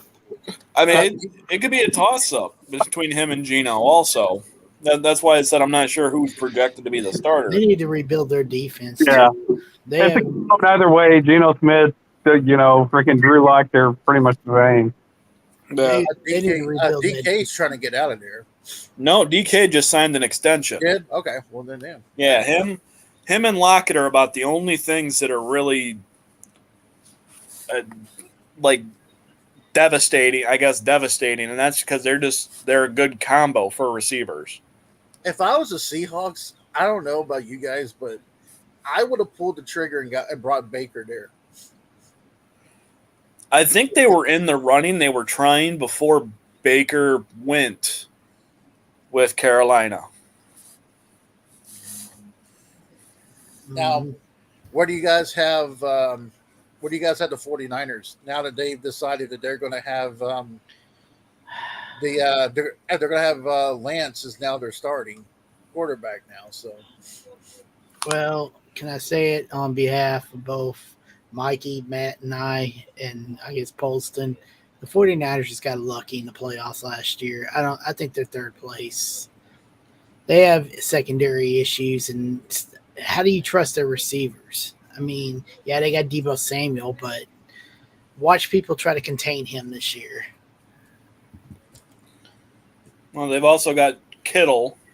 Yeah. So I mean, if they've got Kittle and him lined up on opposite sides of the field still, if you contain Deebo Samuel, you're going to have a probably a linebacker trying to cover George Kittle, and 9 times out of 10, the linebacker can't cover an athletic tight end like Kittle. True. so about you, what about you, Ogden? Where you got the Niners? I would say probably third. I think. What about you, Paulson? 'Cause I know you're a Cowboys fan. I know you have to let it out like Travis did. It's a rookie quarterback. I think they'll be running with Trey Lance this year, if I'm not mistaken. Yeah. Yeah, but He'll have growing pains. Whenever I saw a lot of his tape, his throws look kind of flat. It's going to be interesting to see how well he can develop. The 49ers, I have to have them in third right now, just simply because of Arizona and the Rams to me are going to end up vying for that last position. So I put them in third. They were third last year. I can't move them out of that position. I can agree with that one, but it's going to be it's going to be a hard fought division. That's going to be one of the toughest divisions. It's always a tough division every year. I have to say this about the Niners, and I have to agree with Travis on this. They did get lucky in that playoff game against Dallas. They really did. And so and honestly, and it also goes to what you were saying. Amari Cooper gave up in that game, and That's the reason we shipped his ass out. So that's another thing. And I'm not trying to be I'm not trying to be a hater, but Aaron Rodgers kind of screwed that game up last year against the Packers. That was all on him too. I mean, a lot of it was his fault in that game against the Green Bay. I mean, he could have tried to come clutch and tried to at least get more points because it wasn't like Jimmy G was doing anything out there. I do like what the 49ers do have, though. They do have some good pieces. They do have a good GM and John Lynch. They have a they have a good quarterback in Kyle Shanahan. I mean, as a head coach, they have a good one. So I see the 49ers having an off year this year, so I think they will be in third. So where we guys have Arizona? We got to have Arizona at Second place. Yeah, second place. Probably second place. They got an Oklahoma quarterback, so I can't put them in first. Yeah. So we all have Arizona. I think, if I'm not mistaken, isn't DeAndre Hopkins suspended for a couple games? I think that's- 3 games. Yeah. And see, this is what infuriates me about today's NFL, is because I don't even know half the reason why half these people are suspended. It's like they just choose an arbitrary amount of time to like suspend people, and it affects the seasons ultimately. What DeAndre Hopkins even suspended for? He's just Supposedly taking PEDs. Yeah, PEDs. Okay, I didn't know because they suspend various people at various times. And Kyler Murray's kind of. But the fucked up, and they refused to hear the appeal for that one because, like, the three drops before that and the 3 drops after that, all of them were clean, and they were all done within like 3 weeks of each other. After finding out that there was one, they did like 2 or 3 more like rapid fire within a few days of the one that got him suspended, and they all came back as clean. And I guess this supposed drug, he actually had a valid, or at least that's the story, he had a valid prescription for something. It's for something else, but one of like the minute things is something that's on that PED banned list, and it's like one of the sub ingredients of his prescription. So something that a doctor, not a team doctor, like an actual regular doctor gave him, got him suspended. Well, it's just like the whole deal with Zeke whenever they suspended him for how many ever games, I forgot, but they suspended him over allegations, and they proved that the allegations were, erroneous, and they still suspended him. Yep. And it's like, well, why suspending him over, allegations that weren't even true? Right. And, ultimately that, like I said, that should be considered tampering, and freaking Roger Goodell should be investigated. But like I said, they just don't hold these people to the standards that they should.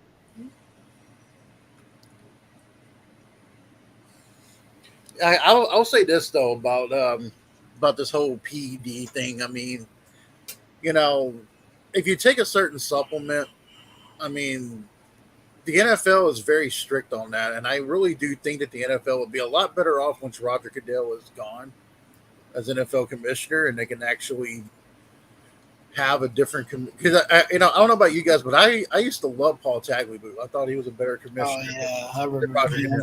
Goodell. Roger Goodell is just way too strict on a lot of these, and I agree with Paulson. Some of these suspensions make no sense. Like one guy can have 6 games for this, and one guy will have like his entire career gone. Like that, like Myles Garrett. Like the whole incident with Myles Garrett and Mason Rudolph. I thought Myles Garrett should have had more than what he got, but it was like, okay, he only got that, really? And looking at the NFL today, compared to whenever I watched it with the Cowboys and, Brett Favre and the Cowboys and Steve Young and the 49ers, stuff like that, whenever, it was like, to me personally, legendary status. And comparing that NFL to today, it's almost like you're watching Roger Goodell play Madden. He'll just suspend some teams and then, cause a team to come out like, and that's why it's hard for me to really invest in the NFL like I have in the past. I don't follow it near as much. I keep up with it, but I don't keep up with it like I used to. It's not much CTV anymore. So we have so everybody's got the Rams at number 1, right? Yeah. For now, but like I said earlier, if Matthew Stafford goes back to playing like the old Lions, I could see Arizona being number 1. Well, see, Yeah, I got him. even when Matthew Stafford was on the Lions, he basically was still a fighter. I mean, there was one season he was out there, he had a broken back and he was like a fractured vertebrae or something. He was still playing ball, still taking hits. So the guy has a competitive drive. It's just he didn't. So I found out an answer for you, Travis. We were talking once about how the Rams are able to get all these free agents and not go over the cap. Well, apparently, their owner. Apparently, the Rams owner he don't even use the team money. He uses his own money. Yeah. Yeah. I heard about that. So that's how he's able to contain having. Let me ask you guys this: do you guys see Odell? Do you see Odell going back to the Rams, or do you think Odell goes somewhere else? Somewhere else. Yeah, I think it's going to be who offers him. Who gives him the most money and the best chance out of the people that offer him contracts. And it's going to be a combination of the two. It's not just going to be like with Antonio where it was I want the money. He's going to want to see where he's got the best options. And Cowboys fan, I do not want Antonio Brown. I got to say it real quick. My bad, Mikey. Antonio Brown's done. He's retired. He's a rapper. Yeah.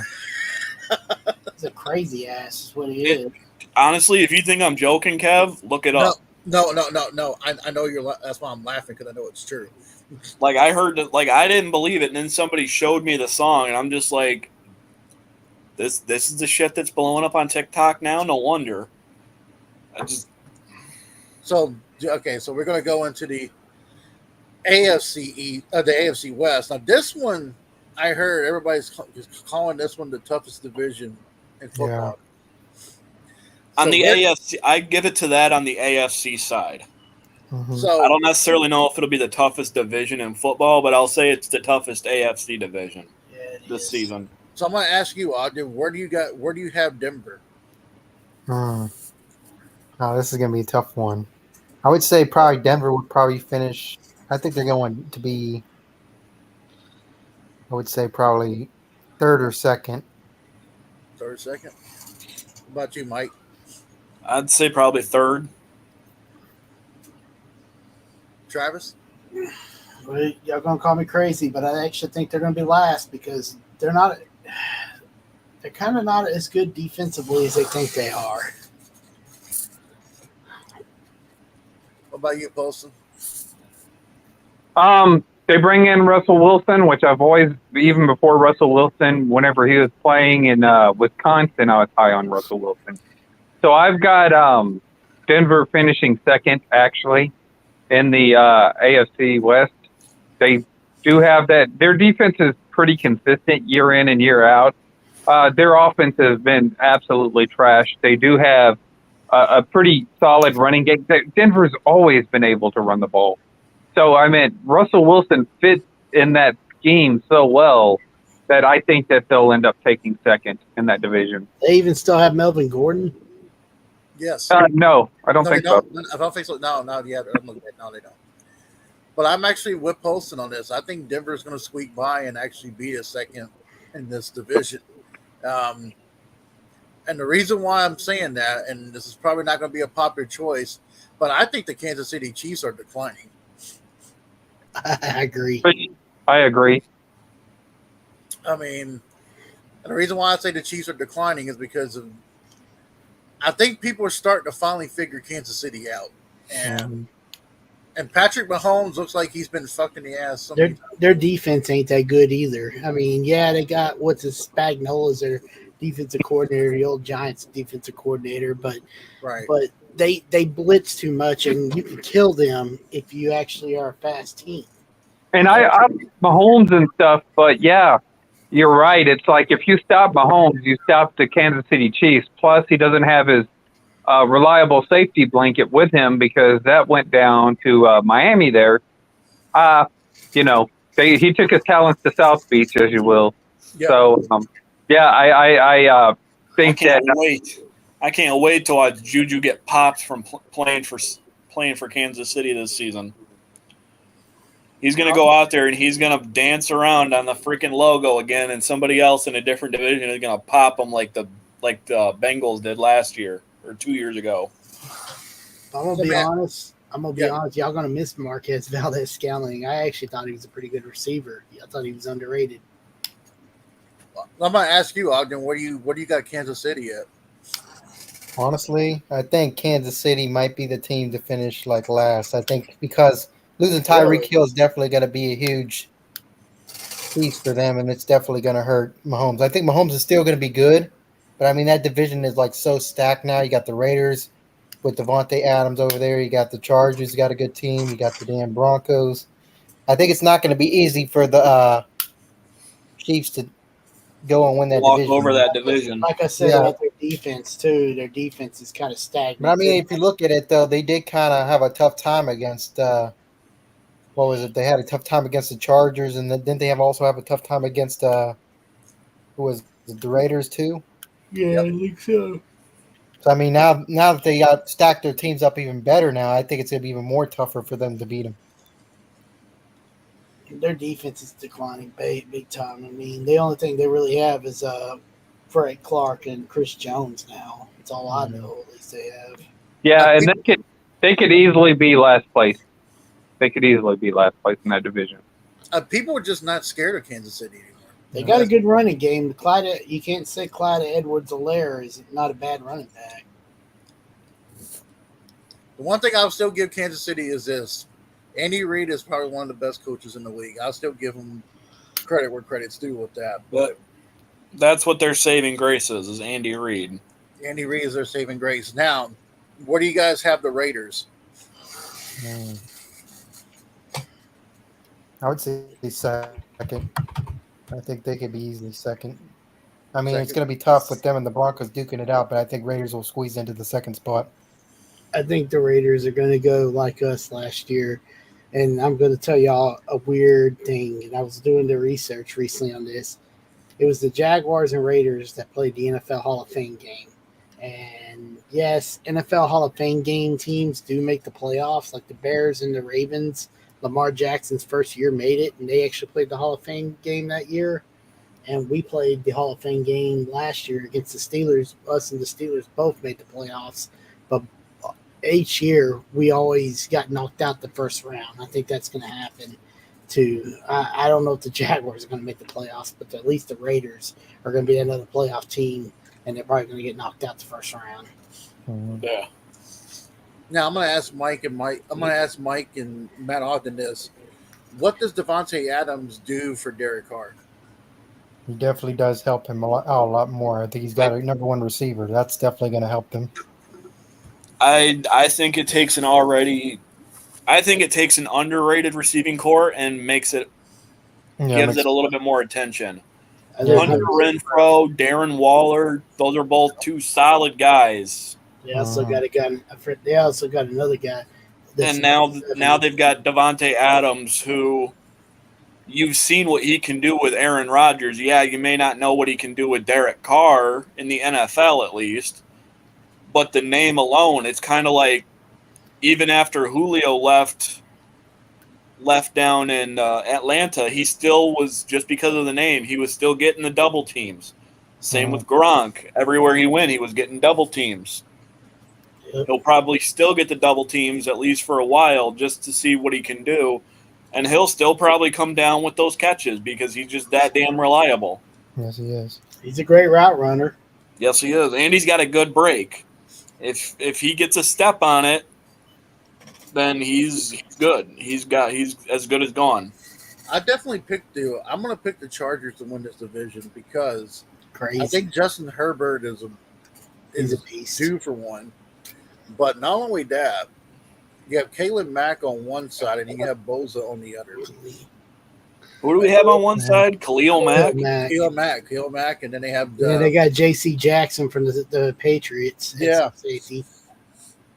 So And Chargers they still got defense a is good stacked. Chris Harris, and they still got what's his face, Asante Samuel Jr. or whatever. Asante Samuel's son. They got him. Austin Eckler running the ball. You got they bring in Isaiah Spiller from Texas A&M. Kind of reminds me a little bit of Adrian Peterson, a little bit, not as quick, but I think he's a reliable running back. I have to give it to the Chargers as well. I like defense. Defense is my thing. Honestly, I think the LA Chargers are going to be the better LA team, believe it or not, than the Super Bowl so. defending Yeah, Super Bowl yeah, they're champ. definitely. I can get behind that. Let's see, they have I'm looking at the Chargers schedule. They have the first 2 games with the Raiders and Chiefs. Then they have the Jags, they have the Texans, and the Browns, which those are 3 games right there they can win easily. Then they have Yeah, Denver for and sure. Seattle, which they can beat Seattle. If they can't beat Seattle, something's wrong.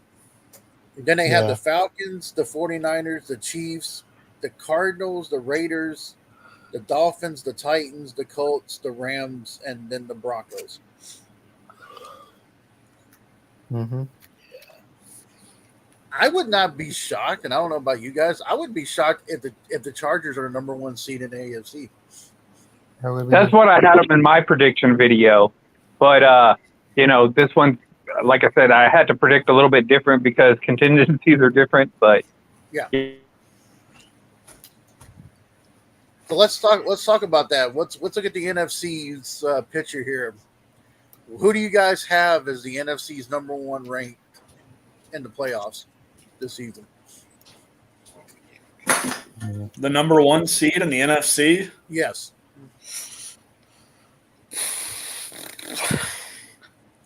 I think it's going to be between. It's going to go one of 3 ways. It's either going to go LA is going to somehow manage to repeat because they'll sign Odell back. It'll be Green Bay again, and that's because it seems like Matt LaFleur knows just how to make gold out of straw, or it'll be the Bucs. And that's just because it's Tom Brady still. Well, I'm going to go out and say that I have Green Bay as my number 1 seed in the NFC. Just solidify that right now. That's my number 1 seed. What about you, Ogden? I could see it being a toss-up between Green Bay and Tampa Bay. I think Green Bay will probably have the edge a little bit more. But I think them and Tampa Bay are definitely going to be the top 2 teams. 2 seeds, I mean. But I know it's only 1 seed could get the bye now, so I think I'd have to give us the edge. I think our defense is a lot better. We improved in the draft. I think if our receivers core could do good, I think we should definitely be pretty good at the number 1 seed. Aaron Rodgers can make wide receivers. I don't know how he does it, but Yeah, he's definitely wide receiver. Yeah, he's seen it. Like freaking Pro Bowlish. So like whenever Devontae Adams left, everybody like, Green Bay's done. And I'm like, well, no, we'll wait and see. And like There's I a said, lot of talk too also that Romeo Doubs is definitely going to be another good rookie receiver too. yeah, Romeo Dobbs. And then you got, like I said, watch out for Christian Watch out Watson. for Christian. Yeah. And we're gonna see how well this receiving core is, and then you're gonna have a lot of people later on. So that's picked them in my prediction too. Yep. What about you, Travis? Are you guys number 1 in the NFC? I think it's going to be honestly. I think it's going to come down between 3 teams. Yeah, Green Bay will probably be in it because let's be honest, I don't mean no disrespect, Matt and Mikey, but the NFC North is kind of trash right now, and Green Bay owns that division, and they're going to continue to own that division until somebody steps up. But I think it's going to be between somebody like the Bucs, or it could be a gamble. It could be a surprise team like the Saints. Like I said earlier, they could be a hidden dangerous team. Or it's going to be somebody like Arizona or even the Rams. But even my Cowboys. But I kind of feel like that we're having tough to force games. So I don't think we're not going to be the number 1 seed. We'll be like 4th or 3rd. I think the Packers will get the number 1 seed. Only reason why I'm saying that is because I agree with Travis. I don't think the Rams are going to be that team that they were last year. And if the Packers were somehow able to get Odell Beckham in season, Well, it's also going to depend on how he looks when he comes back and he's healed. right? Because who knows? Maybe he loses a step after healing up. I think he might lose a step too. I think. Now I don't think Tampa's re-signed Gronk yet, or Gronk hasn't re-signed. Gronk is officially retired. Yeah. Okay, so then I think that Brady is going to have a little. This is where Brady has a step back. I mean, think- Brady's made a career out of having literal nobodies to throw to also. Yeah. I mean, Aaron had guys that when they got developed, everybody knew who the hell they were. They never had a true number one receiver, but that's because Aaron would drop that ball between Jordy Nelson, Donald Driver, bringing Greg Jennings. We had Jermichael Finley. I mean, we had a solid receiving core and a tight end that could receive. So we had no need for that 1,000-yard primary receiver until all of them left, and then we were only left with Devontae. So what do you guys have as far as the NFC playoff picture? Let's just say, let's just all pick the fact that the Packers. Let's say the Packers get the number one seed. Who do you guys see in the playoffs with them? I would say probably. I think it's going to be pretty much the same thing that it looked like last season. yeah, Tampa Bay, Dallas. Now, Probably, I think maybe Philadelphia could squeeze in there. I think there's Arizona. going to be two teams from the NFC East, and I think there's going to be two for the NFC West. And that's where I think would be the playoff picture, and then the division winners. I'm gonna be honest. The only game I'm looking at y'all's schedule. I mean, to Matt and Mikey, I know y'all are going to beat the Vikings, or unless the Vikings do a miracle and beat y'all like they did in Minnesota, like they did last year. But I doubt that. 'Cause I'm not really that sold on the Vikings. The Bears, who knows yet? They're terrible. The Buccaneers game, going back down there, I know y'all gonna want your revenge, but y'all remember what happened last time in Tampa, the 38-10 meltdown down there. I hope it don't happen to y'all this time, but y'all don't seem to play well in Florida, so that might be a tough game. So Green Bay never seems to play well in Tampa Bay. It seems like it's been that way since I was a kid with Brett Favre still. Right? this is what I got, Kev. This is what I got. I got Green Bay, Dallas as the number 2. Tampa is the number 3, and the Rams are number 4. Okay.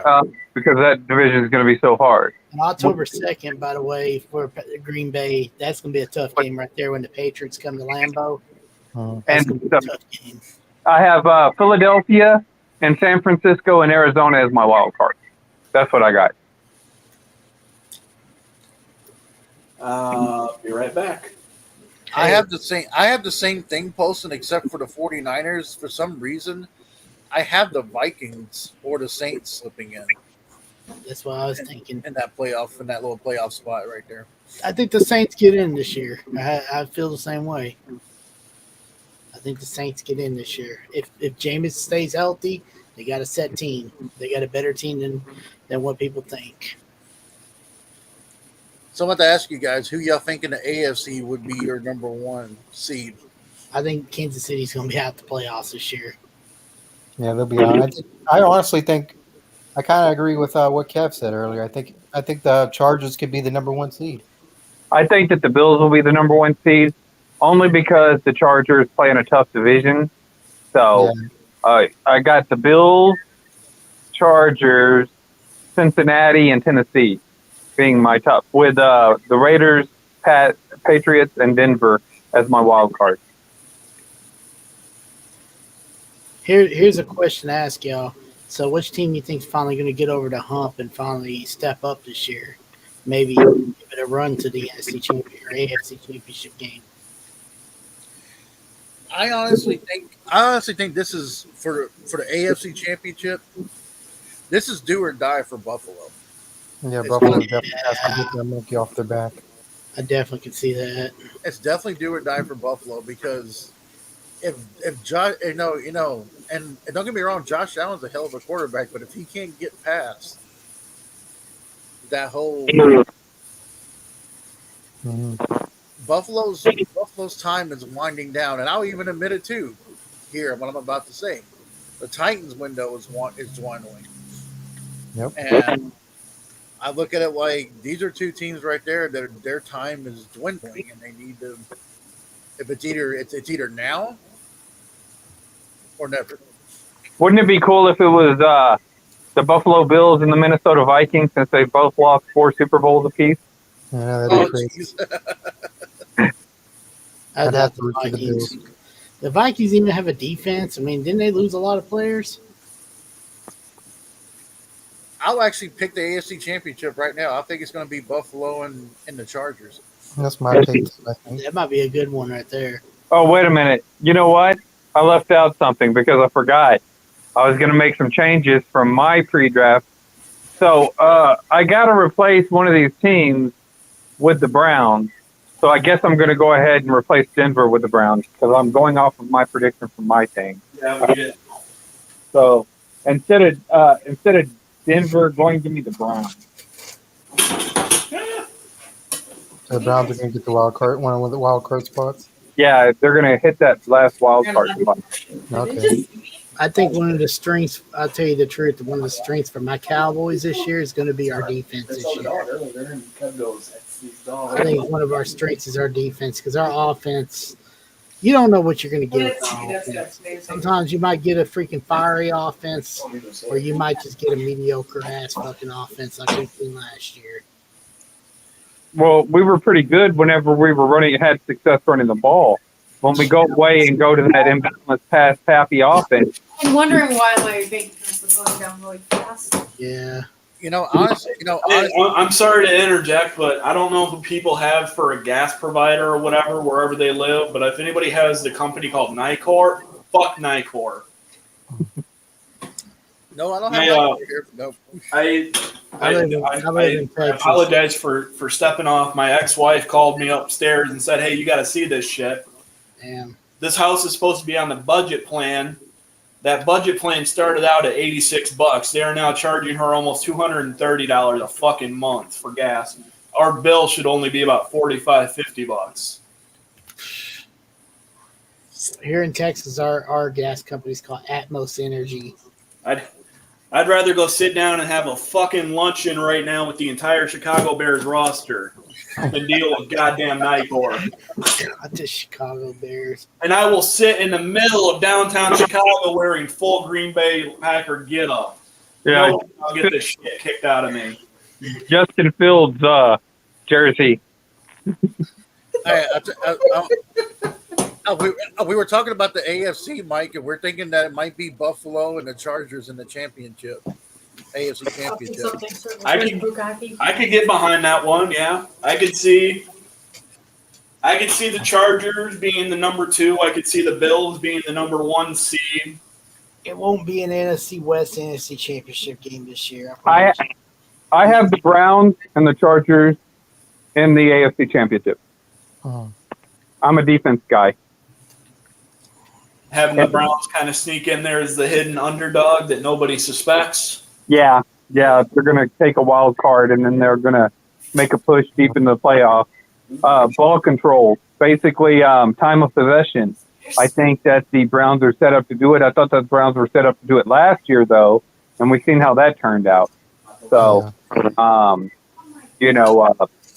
this year I think with Deshaun Watson's got something to prove. So I actually got the Chargers and the Browns. I had to redo my pick, though. Well, I watched Deshaun's performance in the first preseason game, and holy shit, you can tell he had a season off because he was atrocious. I'll tell you this much, Poston. I even have it just like, say for example, Cleveland gets in, and they face the Titans in the divisional round. Here's where I'm going to give Deshaun Watson credit. Deshaun Watson has their number, and he's had their number. He puts up big numbers against the Titans no matter what we do. And I'll tell you, it's going to take a while for him to acclimate into Cleveland. He's throwing to wide receivers he hasn't thrown before, but he has this 6-game suspension to go ahead and work on his game to get timing routes and stuff like that done. So this is where the suspension is a hidden blessing.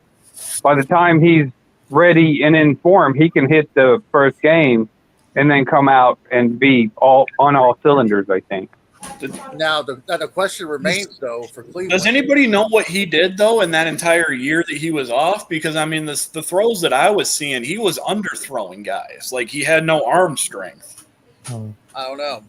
So I mean, that's my concern. Is not necessarily because he has a fucking cannon too. But wait, here's something for you guys. And if the one thing about Cleveland is, if Amari Cooper doesn't give up on him, and if him and Deshaun Watson can click, I can see Cleveland being a little dangerous toward the end of the season. I think Cleveland's one of those teams, and I think the Poston knows what I'm going with this. Cleveland could be one of those teams that would get hot toward the end of the season. Yeah. And that's something that would be, if they can click on all cylinders, Cleveland can be very hot toward the end of the season. Honestly, if you want to talk about teams that are already going to have a Super Bowl hangover, I know y'all were talking about the Bengals might be good. I kind of think they're going to have a Super Bowl hangover this year. Yeah. They may have the Rams. They're both going to have I hate to tell you that, Dashy's probably going to be watching like it's stuck on you motherfuckers. But, honestly, okay. So let's take an AFC team. Who do you guys have going to represent the Super Bowl in the AFC? I'll say for this podcast, since I picked the Chargers on my podcast, I'm going with the Browns because that was my original choice. But you can't tell what Roger fucking Goodell is going to do, so I'm going to leave the same disclaimer I did on mine, that if it isn't the Browns and Roger Goodell gets a wild hair up his ass and suspends Deshaun Watson for the whole season, then it should be the Chargers. But at this point in time, I'll go with the Browns. What about you, Matt? I think it's going to be the Bills. I think the Bills are going to finally get over the hump and finally get to the Super Bowl. What about you, Mike? The Browns have got a pretty solid ability. Buffalo, yeah, I might be the odd man out. I'm probably going to say it might be looking at could have the Chargers. Wow. Okay. What about you, Travis?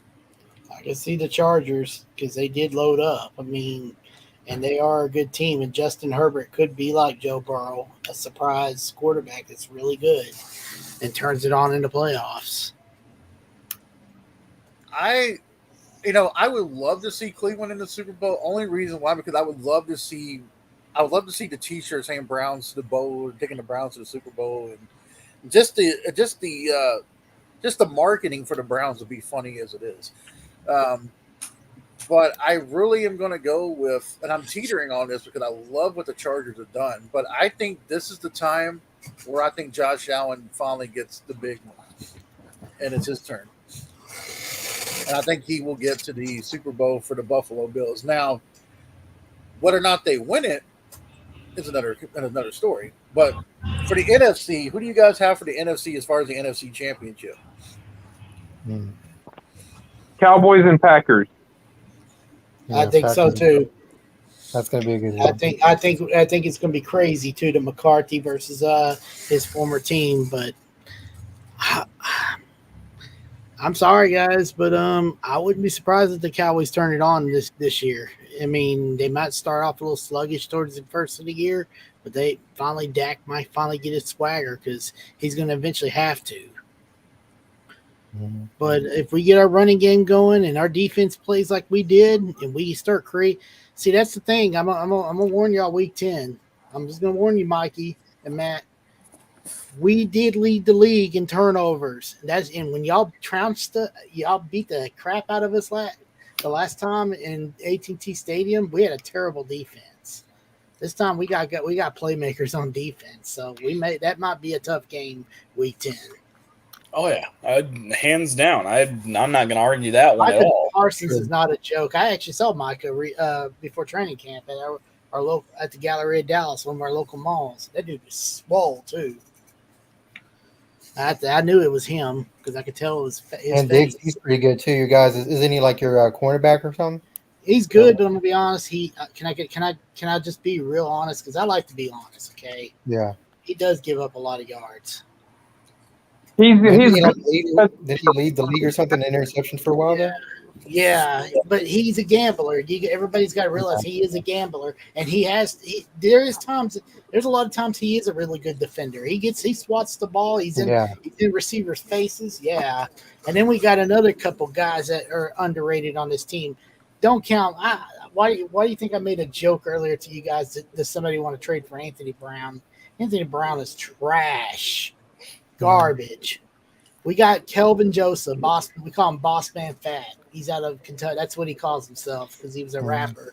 He's a really good corner. He's a second year. Then we got an underrated guy by the name of Deron Bland. And then we have that 7th round pick from Oklahoma State. I don't know why everybody's sleeping on him, Devin Harper. He actually looks good. Isn't that a porn star too? I guess, but no, there's a linebacker that came from OK State. They actually had a really good defense at Oklahoma State too. Kevin Jones is like the only player that Dallas drafted that I actually mocked for Dallas to pick up, outside of Sam Williams. I think they got like a couple of players but that was the one player that I was adamant that Dallas got, and they actually got him. So I can't complain. To be honest with you guys, I actually think that I think that Brady is going to be put out in the first round, and this is where I'm kind of thinking that this will be. I think this season is Brady's last. It is. I mean, I really do think San Francisco. He might get put out or probably goes to San Francisco afterwards, and then be like, "Hey, I'm with the 49ers now." I'm like, "Oh, you little bastard!" But unless he can get into some kind of an ownership role, I don't think Brady's going to be done at the end of this year. I mean, we already had – obviously, I don't know if anybody saw what happened with Miami. Miami got fined, and I think they lost a fucking draft pick next year for the tampering shit with Brady and Sean Payton. They were trying to get Sean Payton as a head coach, yeah. So, I mean, it's – if Brady's done at the end of this year, it's going to be because somebody does the shit the right way, instead of it being in one of those where it's like, oh, you tampered with this guy. And I'm sure there's some kind of a clause in Brady's contract he can get out of it. You got to get clutch to beat Brady. Unfortunately, that's how you beat Brady. You got to get clutch against him. You got to get in his face, and you got or even intercept the ball and actually have your offense doing something. No offense to you guys. Or 20. Or you got to get them confused on what down it is. Yeah, pretty much that too. Honestly, we're gonna have to do week 1. And out of all the teams that it happened to the Bears. How the hell do you screw up that bad against the Bears still? Right. I honestly think it's going to come down to Green Bay and Dallas in the NFC Championship, and the reason why is because we all know the rivalry between that teams and their history and everything. I think it's a really good rating thing because you'll be seeing Mike McCarthy versus the Packers, and it would be a good team. And to put this in a way that I know at least 3 of us are going to understand, if the NFL scripts out shit like WWE does for how their season's going to go, depending on how Week 10 goes, I could see them squaring it up to where it's Green Bay. Pardon me, guys. This is for Mikey and Matt. You mind if I share my screen, Big Kev, to show them a joke I see off NFL memes? Sure, go ahead. By all means, go for it. There, y'all want to see a joke? Go ahead, look at it. Share my screen. You have to share my screen. I will.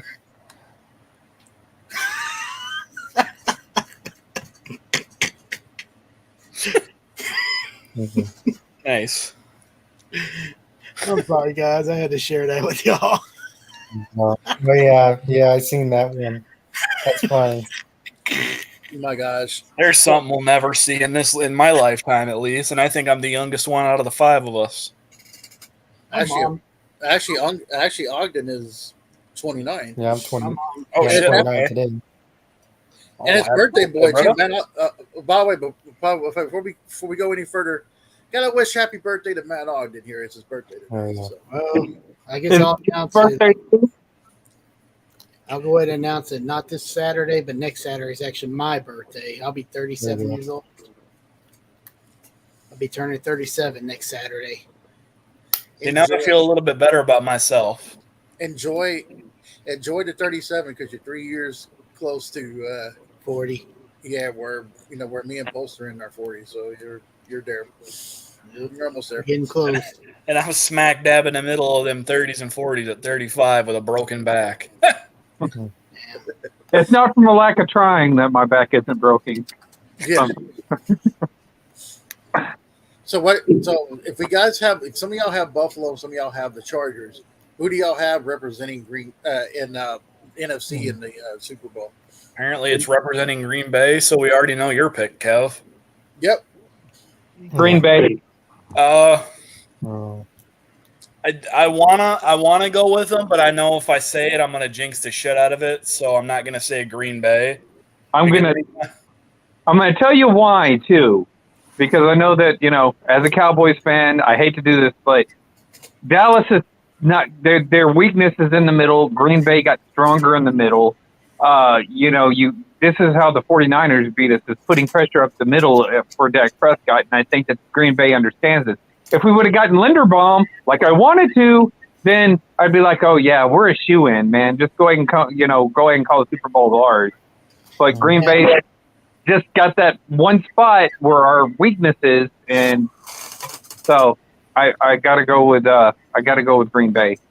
Actually, I think Dallas gets over the hump and finally beats Green Bay in the playoffs, because I'm going to tell you why. Because in the past, we didn't have a pass rusher like Micah Parsons, Sam Williams, and one of those guys is going to be the gambler.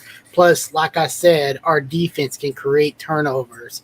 And I look, during the regular season, Aaron Rodgers is lights out. But during the playoffs, he's not so well. He does turn the ball over.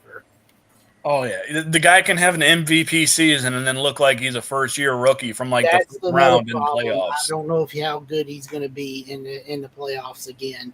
And he's been stellar against the Cowboys, but let me be honest, eventually the Cowboys are going to get over the hump. Yeah, Travis, that's exactly why I don't want to go with Green Bay. It's just because. And our defense, we led the league in turnovers. I mean, Dan Quinn is 5-3. He did beat y'all in 2016 with Matt Ryan and the Falcons. Yeah, but I think I think he was their coach. Wasn't he their coach in 20? Yeah, he was defensive coordinator in 2010. Yeah. And then again in the next season in 2011 when Green Bay played them both times then too. Yep.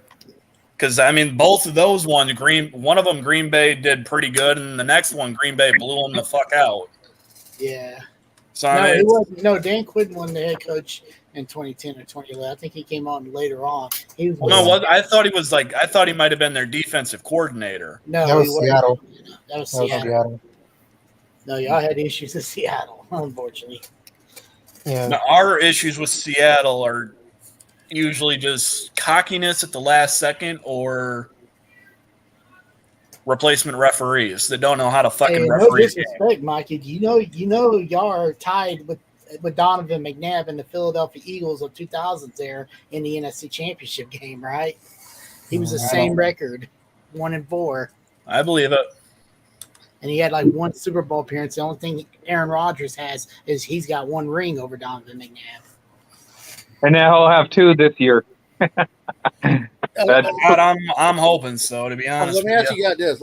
Let's just play devil's advocate. Say Buffalo gets to the Super Bowl and Dallas gets there. I would love it. But bring our freaking I would 3. See, I wouldn't mind that matchup, but I'd have a hard time of who to cheer for. Because I'd like to see Dallas hoist another one, but at the same time, I'd like to see as many teams as possible actually be able to have something to put in their legacy boards. I would like to see Buffalo get one. And Buffalo's never gotten one. Buffalo's been there a few times, and they haven't won it. I would be okay, to be honest with you, and as a Dallas fan, if Philadelphia won one more Super Bowl, so then it would be Dallas 5, New York 4, Washington. So you want to see them burn their fucking city down like they did in 2017? I would like to have all these Lombardi trophies in there so we could sit there and call ourselves the championship division, which we already are. But I could just post another Super Bowl trophy on my. Freaking Philly wins the second Super Bowl. They're just going to burn their city more down and get all drunk and stupid like the Eagle fans do all the time. Wait until Cleveland. I wonder if the Cleveland Browns are going to burn their city down if they win a Super Bowl. Probably. I think everybody will just be Oh, here we collectively getting drunk saying, how the hell did this happen? Oh, we got Duke in here. Duke We got mad the at me already. He heard me pick Green Bay. Ladies and gentlemen. That's my line. Ladies and gentlemen, the great Duke Fathers has arrived. Are you in your box seat with Jerry? Or because I got some words to trade with him if you are. Yeah, I'm gonna be with them here in a couple of weeks. So, any suggestions? I'm more than happy to take. Yeah, why the hell did he pass on Linderbaum with our center? We need some protection in the center of the line, damn it. We do. Unfortunately, Linderbaum's not going to do a whole lot of good right now. He's out for a substantial amount of time. But you'll be happy to hear this, Duke. All of us on here picked the Kansas City Chiefs to not make the playoffs this year. They're finishing last. My people. I love it.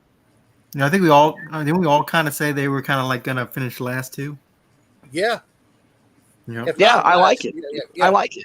Sounds like a group of very knowledgeable fans. This is where I need to be tonight. All right. There Well, you go. well, we were talking about who we would pick in the AFC Championship. Some of the boys were talking about Buffalo. Some were talking about the Chargers. Where would you go with that, Duke? Like, who do you think would be in the AFC Championship? Well, all of those picks are excellent. I think you could throw Cincinnati in there as well as being kind of on the bubble. Joe Burrow's he's a monster, and the connection between him and Jamar Chase is just terrorizing secondaries.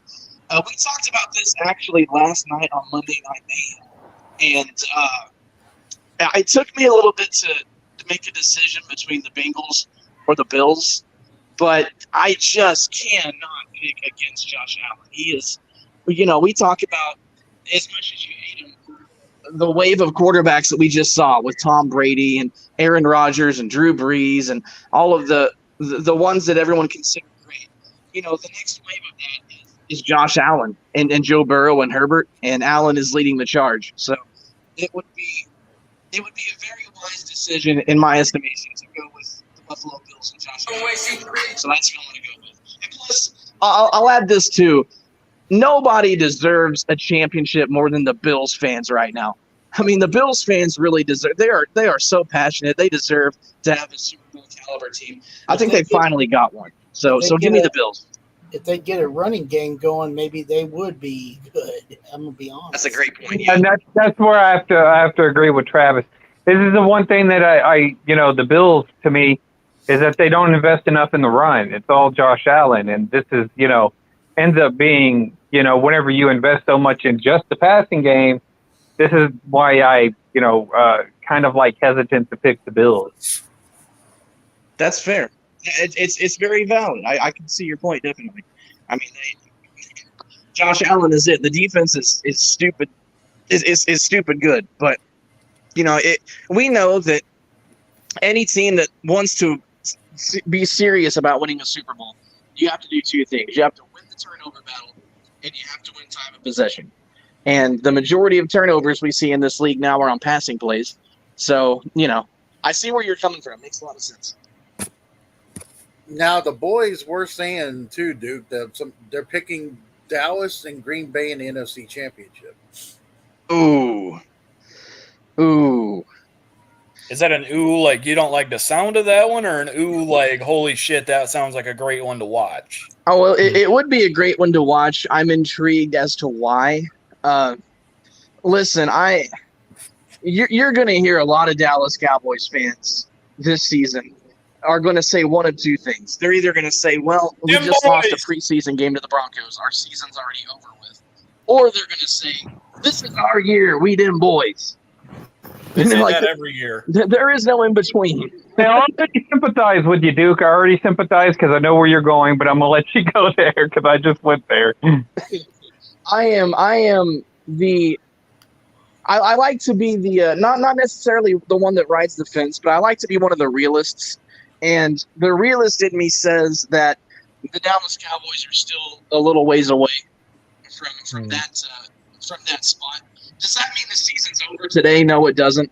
I think that we're going to win the division, but win a playoff game first. I can't jinx it and say we're going to go to the NFC title game when we haven't won a second round playoff game since '96.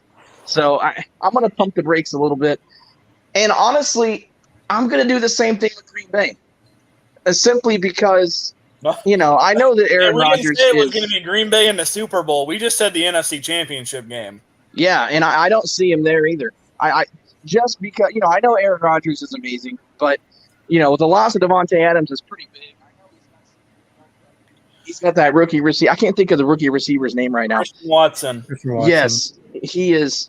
He showed already in the preseason what he can do, so I'm a little bit afraid of him. But did he actually get to play? I didn't get a chance to actually watch their game because I was working. I thought he was on the PUP list. I think you're talking about Romeo Dobbs. That's who you're talking about. Yeah, he played. Christian Watson played. Okay, because I know Romeo Dobbs played. Yeah, he was good too. And he's another one that even Aaron's been been popped up on, happy with. Yeah, he may be the one I'm thinking of. Romeo Dobbs. As far as I know, Christian Watson had knee surgery. Yeah.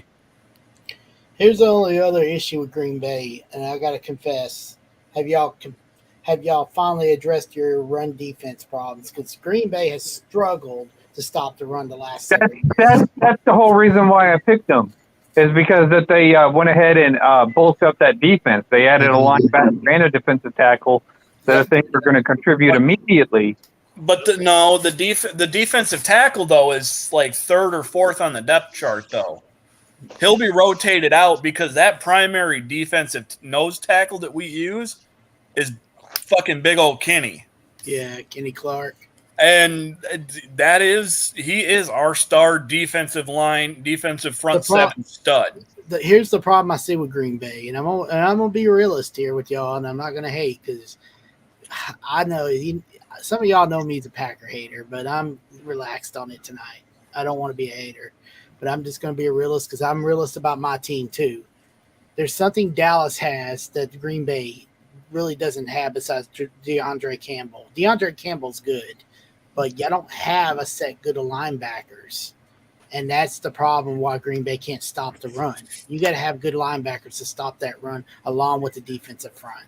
And Dallas has that now. But we have it now. But like I said, we had our issues against the run too last year. We did, but I think they're addressed. I mean, that's the thing. Neville Gallimore was out most of the season. Come on, even Duke knows that. Neville Gallimore's Duke's favorite player. He's from Oklahoma. Did you see him? Did you see him play the other night? Just the limited reps. Yeah. I'm hoping Sam Williams comes in and beats out because that's one of the guys that I really, really wanted. Neville Gallimore is a beast. The dude is a freaking beast. Osa's a beast. I mean, Quentin Boham is the only guy I'm kind of questionable about on our defensive tackle. I mean, we still got Carlos Watkins. We still got a few other guys. We got depth on that defensive line. If they go out there and play solid, the only thing that scares me about us is the center of our line. Yeah, I agree with that. Back up the middle. I said earlier, our offensive line's old. We used to be the Great Wall of Dallas. Now it's just got old. Zach Martin's not been 100%. We know what Tyrone Smith's been going problems. He's not consistent every year of being healthy. If we would have got Trevor Penning, I would have been okay. Because we plugged him right in center, and he could have got that push on the line that Travis Frederick did. But there's a few of our guys on our offensive line, like Connor McGovern, that can play. And if they play like right guard or something where they play, that's their best position. And if we put them there in the right spots, I bet and not put them in other spots, then our offensive line is just going to be just fine. It's just getting freaking Kellen Moore to fucking open that playbook and be the genius that he was supposed to be, and not be a mediocre douchebag or a Jason Garrett 2.0. I can agree with that, but here's my problem with our offense, and it's not necessarily it is Kellen Moore, but it's McCarthy, because you can have all the talent in the world, you can have an offensive line that doesn't give up more than 2 or 3 sacks a game, but if you don't have any discipline, you're not going to win any football games. Yeah, It's true. true. 17 penalties the other day, and we led the league in penalties last year. And I just learned that the 2 least penalized teams in the league last year were the Cincinnati Bengals and the Los Angeles Rams, and they made the Super Bowl. So that is the reason why I'm sick of losing our way, because we have no discipline, and I'm not confident that McCarthy can teach discipline. I have to ask Duke this question since he's here. I'm gonna get Duke's opinion, and I'm gonna get everybody's opinion. But let's, I know what you're saying about Mike McCarthy right now, but we all know that Jerry Jones has been eyeballing getting Sean Payton as the Cowboys coach. It's been rumored. It's been talked about. Do you think Sean Payton is the coach that can get Dak Prescott over the hump? That's kind of a loaded question. First of all, he has been a member of the organization before. It won't be his first stint in Dallas. Right. Jerry's not going to bring him in. I know Jerry. He's not going to bring him in. If he did, hypothetically, I think Sean Payton would be a lot better at teaching discipline. I think that he would be better at leading Dak to improving his game. But at this stage, what's going to end up happening is one of 2 things. Either McCarthy is going to pull his head out of his ass and teach discipline and get this team over the hump finally, which I honestly, if I'm being real, I'm not 100% sold that he can do that. I'm not that confident, to be honest with you. So if he doesn't do that, he's going to be let go, and Dan Quinn's going to be the next head coach. And if that happens, watch out. That would be an interesting coaching change to see for Dallas, with Dan Quinn taking over. Yeah. The Cowboys, just look at what we've done coaching-wise historically just over the past decade. Most of our bigger hires have been internal. Kellen Moore, people forget, Dak Prescott did not steal Tony Romo's job. Dak Prescott was not Tony Romo's backup. Kellen Moore was Tony Romo's backup. Yeah. And then Dak Prescott beat him for the job, and then Kellen Moore got the clipboard, became the offensive coordinator. And, Jason Garrett was the same thing. He was the offensive coordinator before he got promoted to head coach. So the Cowboys historically like to promote from within, which is why I think that he's going to be the head coach next year. And I'll tell you this, because Travis talks about, our scoring defense and turnovers and stuff like that. When we were running the ball, if we could run the ball consistently, that allows the defense to stay fresh where you get more turnovers. That's why we had so many turnovers, because at the beginning of the season, once we did away with that, once we started going pass happy, then that started to limit the production on our defense. We need to learn how to, do more ball, because time of possession, like Duke said at the beginning, it determines on who wins these games. And so we need to have a bit more balance. And I think that a guy like Dan Quinn, who I like Marshawn Lynch over there to make his defense fresh, understands that. So, it'd be an interesting, if they went that direction, that would be interesting. Well, I'll say this much about Josh. We were talking about Josh Allen earlier, Duke, and I pretty much said that this is one of those times where it's make or break. It's one of those things where he's due for a breakout, and I believe with the AFC, when you got Justin Herbert, you got him, and you got Joe Burrow and all that. That AFC, and then you can throw in Matt Jones if you want. I know some of y'all like Matt Jones, but you throw him in. That AFC, it's very scary with their young quarterbacks. And yes. Yeah. I see Buffalo. The reason why I think Buffalo is going to get to the Super Bowl is because this is the year where I feel like it's basically make or break. It's like you got the pieces now. It's either you do it or you don't. That's what I would tell everybody about. That's why I tell some of these Titan fans around here. I said, look, we had that window, and now the window is starting to dwindle. And if you don't do it now, you're not going to get it for a while. Yeah. I like what you said. They're the most complete team, in my opinion, in the AFC. I like how you said that. I think the Titans are a little bit different of a situation because I know you say, oh, this is our window and whatnot. I think your window is still yet to come because, like I said, I do like Malik Willis eventually, to take over that starting role. I just don't see it with Tennessee and Ryan Tannehill. No. Why Duke is probably going to hate my Super Bowl prediction of Green Bay and the Cleveland Browns, but Wow. that's fiction. Hey, Wow. hey, I'll give Polson credit.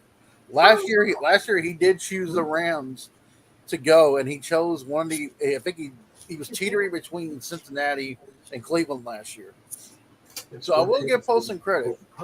And I'm making the same mistake with Cleveland. I'm making the same mistake. Yeah, they just need 4 of each. So then, yeah. But yeah, I mean, like as far as you were talking about Malik Willis, Polson's the one that said that we were going to draft Malik Willis, and I was surprised when he fell to us the way he did. The one thing I have seen him in training camp, the one thing I like about him is he knows how to do the sidearm, but he also knows how to throw deep as well, and he's starting to learn how to do both. But the only thing that Mike Vrabel was not happy about in the preseason game was that he didn't throw it down the field enough.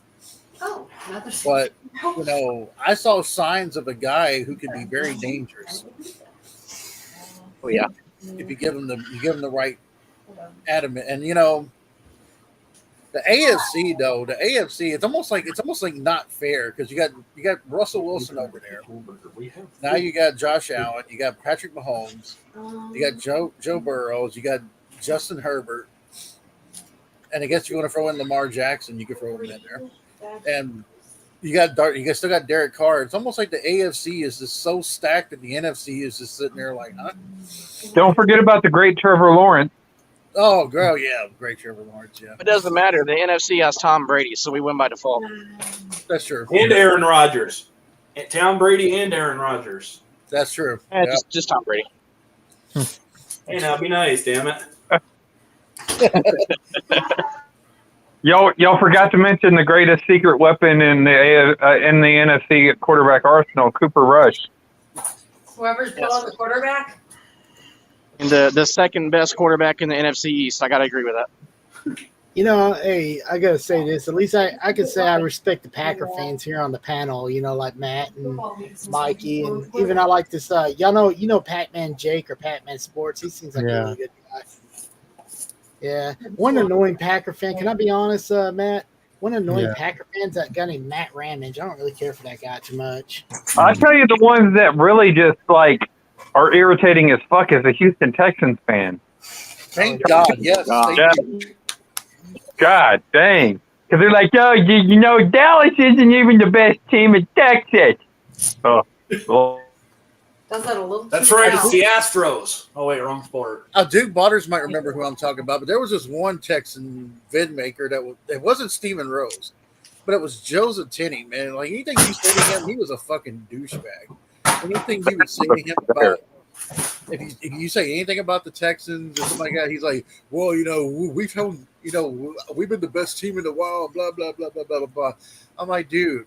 When Peyton Manning was in that division, everybody was Peyton Manning's bitch. Yeah, like Steven Rose, isn't the worst Texans fan. That's not the normal. He's like he's a pretty realist Texas fan. Yeah, he is. Most of the Texans fans are like fucking Joseph Tinney. Yeah, most of them are. Yeah. Now they're all like ghost and vanished now because they ain't been around for a while. But hey, this is also I got to tell Mikey and Matt. Man, I've been seeing kind of peeking over y'all. I guess there's a Packers clan or something like that. There's a new Packers group on here. I know Matt, you don't make videos no more, but I saw AJ, Adam James, some of those guys. I heard that they have a problem with Tom Grossi, that one Packer fan, that big YouTuber. You like that guy, by the way? Yeah.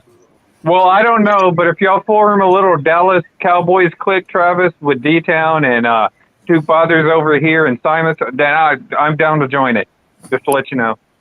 We already got a clique. It's called the CNS. We've been doing it since 2006. Yeah. Mhm. Well, Yeah. I wasn't around that long. Well, I wasn't around since I was You know, that's the quality of, that's the standard of YouTube, is the Cowboys fan. I just saw those guys over there, the Pack Attack or something, whatever they call themselves. They're over there having a problem with Tom Grossi. I was just wondering if you guys like Tom Grossi yourself, Matt. Well, you got to understand that, you know, They don't. Apparently, they don't. in the wrestling community. I was in the wrestling community starting off on YouTube, so. Yep. Yeah, apparently they don't. From what I saw on YouTube, those guys and like Adam James Kidd and all them, they don't like Tom Grossi at all. Well, here's my problem last year. I mean, like, you know, and we can all agree that, you know, we like to mess with Dashy, but I like Dashy as a Cincinnati Bengals bedmaker. You know, Dashy's a good guy. The one thing I did not like about Cincinnati fans last year is I don't think a lot of them were Cincinnati fans. I think a lot of them were bandwagon fans that jumped on the bandwagon of the Bengals to basically say, "Hey, we want to see this team win because they've never been." Now, A-Train's a true Bengals fan. I will give that too. A-Train's a true Bengals fan as well. But as far as that goes, I mean, I can see what you're saying there, Travis. It's like some of them are like, some fans of certain teams are just really D-bags. It's not really like I say, you know, guys, it's more the worst fans are really over there on Facebook. Some of them are just obnoxious on there. I'm not a big fan of Tom DeGrassi neither. Like that click of his that he has. Tom Grossi. Yeah, it's kind of like a cut-based click. They don't really talk about the sport, and then they start going off on some side tangents on, like, okay, for example, Aaron Rodgers didn't take the COVID. You know, he's unvaccinated.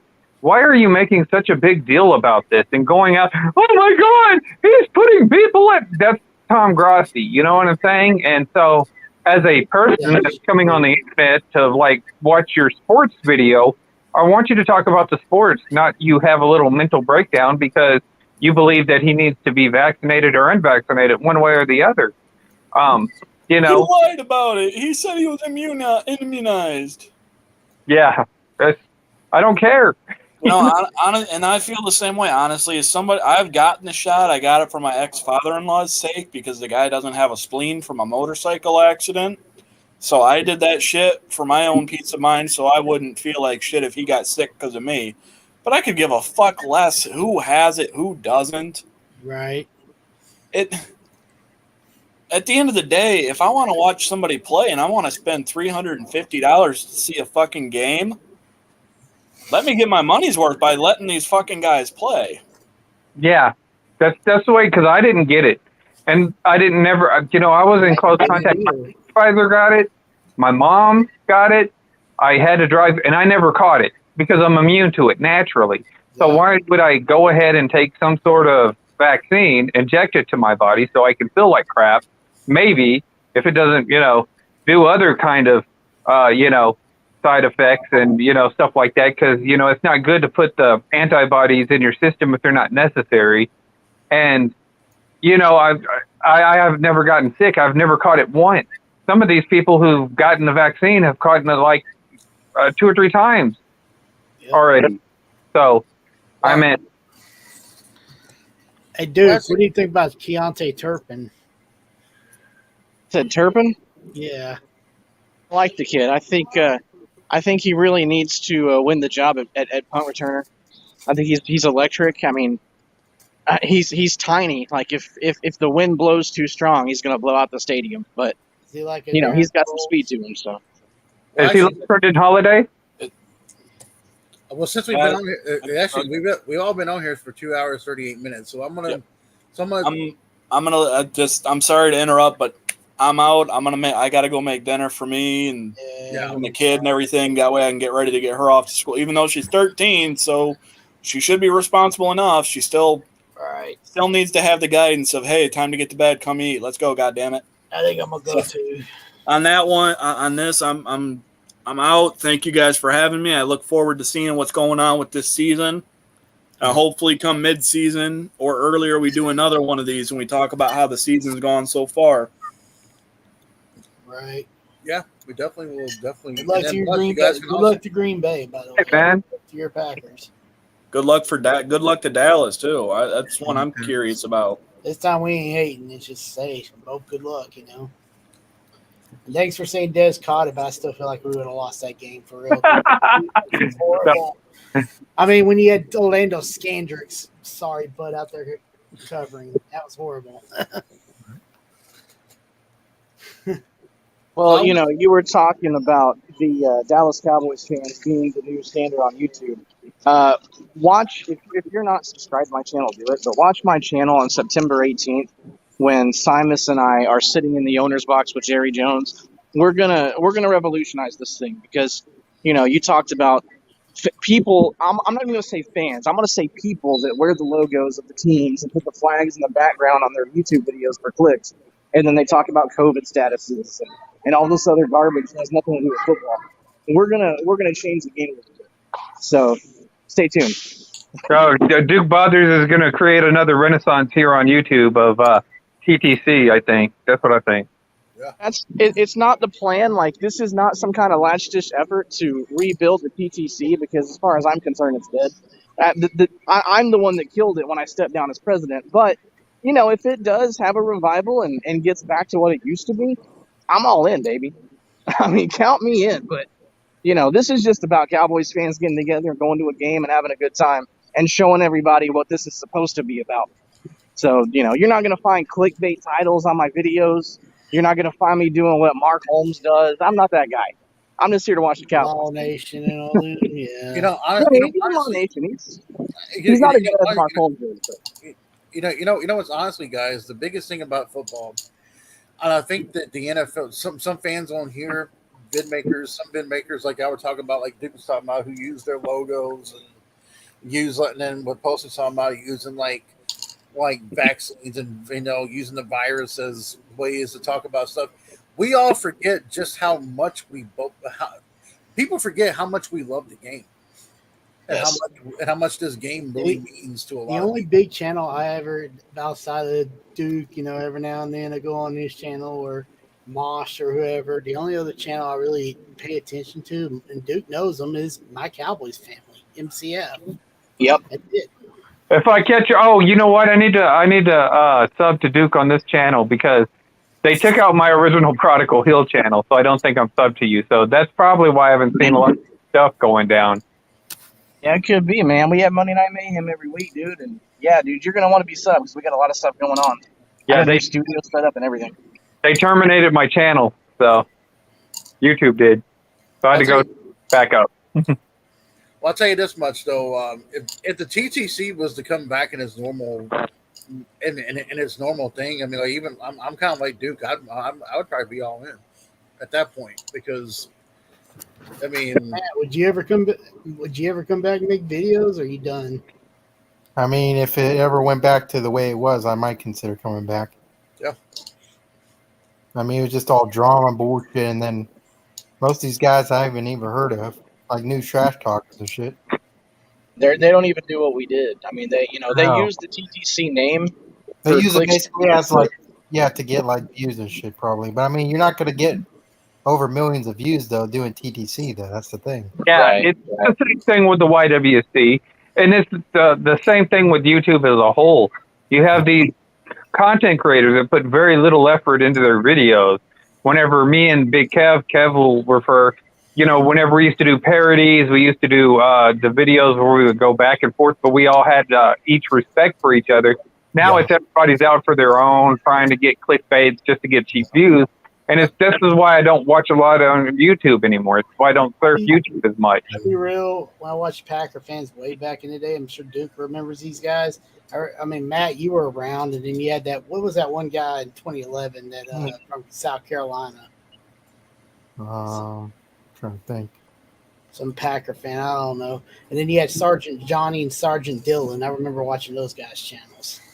See, I was going to come in, I think, in 2013 or 2014, but that's whenever, you started getting the stupid mess come in about the, woke shit that was starting, and I just couldn't invest in the NFL like I used to. But hey, Paul, so you remember when you slightly came in with your mask character going, I want my Motherfucking response. Minute. Fucking response. Yeah, my sleeper taking over gimmick. Yes. Yeah. Yeah, I don't think nobody knew how to handle that, so I didn't get a lot of responses. Yeah. I'm a bit abrasive whenever I'm sleeper. Matt, you were around. Matt, you were around when Sergeant Johnny and Sergeant Dylan were around, right? Yeah. I think I left. I think they both left when I came. Oh, I remember that guy now from South Carolina, Mr. 96 Champs. Yeah, Mr. 96 Champs. Yeah. Yeah, those are the Packer fans I remember. And they were actually, those guys were loyal. Yeah, for sure. I mean, who we got now, that's all right. I have to say this: if WWE or Triple H ever watches any of my stuff, I would like to tell them that WrestleMania 39, I want to see John Cena versus Duke Waters. There you go. I'd love to fight him and all, but I can't see him. So.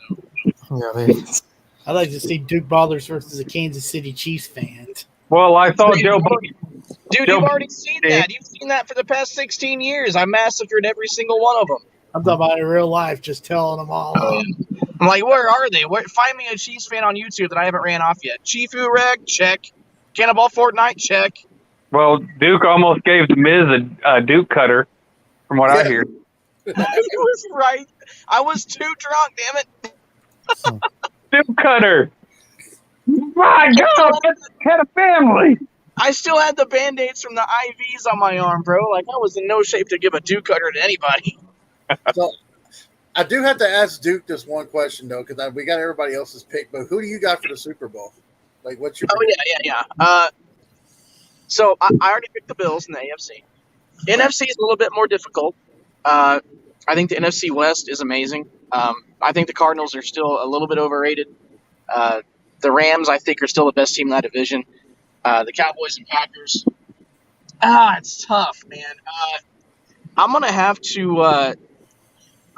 to pull a rabbit out of the hat and remind everybody on the panel that the NFL is indeed rigged, and Tom Brady and the Buccaneers are going to go back and they're going to lose to the Bills. Yeah, I could actually see that. I could actually see that. Yeah. I can see it. But yeah, fucking, and unless Tom Brady goes down and says, "Hey, I need to make your deal, state. I'm playing the Super Bowl again. You know how it goes." Yeah. By the way, Duke, you might like this one time, but we were watching a football game last year with the Chiefs on TV. It was Mel and her dad with me, and Mel saw the way Mahomes walked to the field, and she's like this, and she pretty much looked at me and she's like, "Does he get fucked in the ass in the back or something?" Or just the way he walked. I was like, yeah, he's Patrick Mahomes. Exactly. Stat petting Mahomes. I mean, I think the only reason why with the Chiefs, and I know a lot of Chiefs, there really isn't many Chiefs fans left on here. There really isn't. And yeah, you're welcome. Yeah. You know what? In your own division, there's really not any Colts fans. Have I ever seen one Colts fan on here? There was two back in the day, and there was, I think Shelby was one of them. Shelby Gaming was one of them. What's the other dude's name? Naptown or whatever? Yeah, there was another one. I remember TTC Savior. He was a Colts fan. He came in there like hot. He came in there hot saying all this shit. And then all of a sudden when the season started, well, the problem is that all the Kansas City Chiefs fans that were here are now Cincinnati Bengals fans. So that's the problem. Yep. Hey, Kansas City Chiefs fans on Facebook trying to trash talk the Cowboys. I'm like, okay, Dallas Texan, what the hell you got to say? And then they'd be like, what team is that? I was like, yeah, are you that Kansas City USF, because we don't get that fucking you. That's why I love Travis so much, because Travis understands that every Dallas Cowboy fan should hate the Chiefs. And he knows exactly why. Not just that, is they are from Dallas. They used to be the old Texans. They were the They played in the Cotton Bowl. Yeah, they played at the Cotton Bowl, where the Cowboys eventually started their franchise when we were all not even born.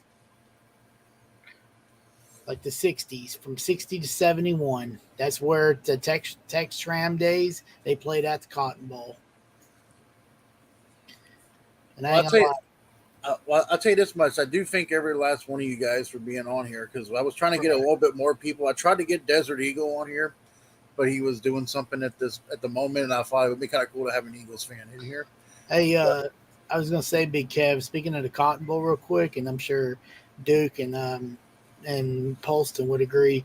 I would like to see. I know we AT&T Stadium's our home, but I would like to see a classic game. At least Jerry allow a classic game to be played, like a preseason game to be played. If they can go over and play in Hawaii or some offset, stadium like the Hall of Fame game, why can't we do it at the Cotton Bowl? The Cotton Bowl, it'll see the NFL team. I mean, you see college teams play at NFL stadiums. Or NFL teams had to play at college stadiums in the past. Why not let the Cotton Bowl at least have a classic game every year, a preseason? We could go ahead and definitely go ahead and book the Jacksonville Jaguars. Their fan base should easily, it should accommodate their fan base easily. Yeah, thank you, Tony Khan, for messing up the Jags too. I appreciate it. I'm talking about like us and the Kansas City Chiefs as using bringing back the old Texans logo, so it'll be the Cowboys versus the Texans, like they did one year when I think Castle was their quarterback. It's just a money thing, man. That's what it boils down to. The capacity at AT&T is way too high. That's too many ticket sales Jerry would lose.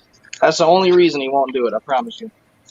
It'd be nice if he done it. I mean, shoot, you got Texas OU there, and you have so many other events that happen there. You have soccer games that go on there and stuff.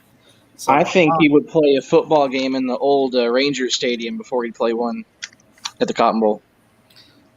Yeah. Well, I definitely want to say I want to thank everybody for coming in. I tried to get the other Packer guy in here, Nick Fargo, but he didn't. He was working. I was trying to get Dashy, but Dashy, you know how Dashy can be sometimes. Yeah. So everybody got their picks. We'll do another one kind of like midway through, and I'm actually thinking about doing.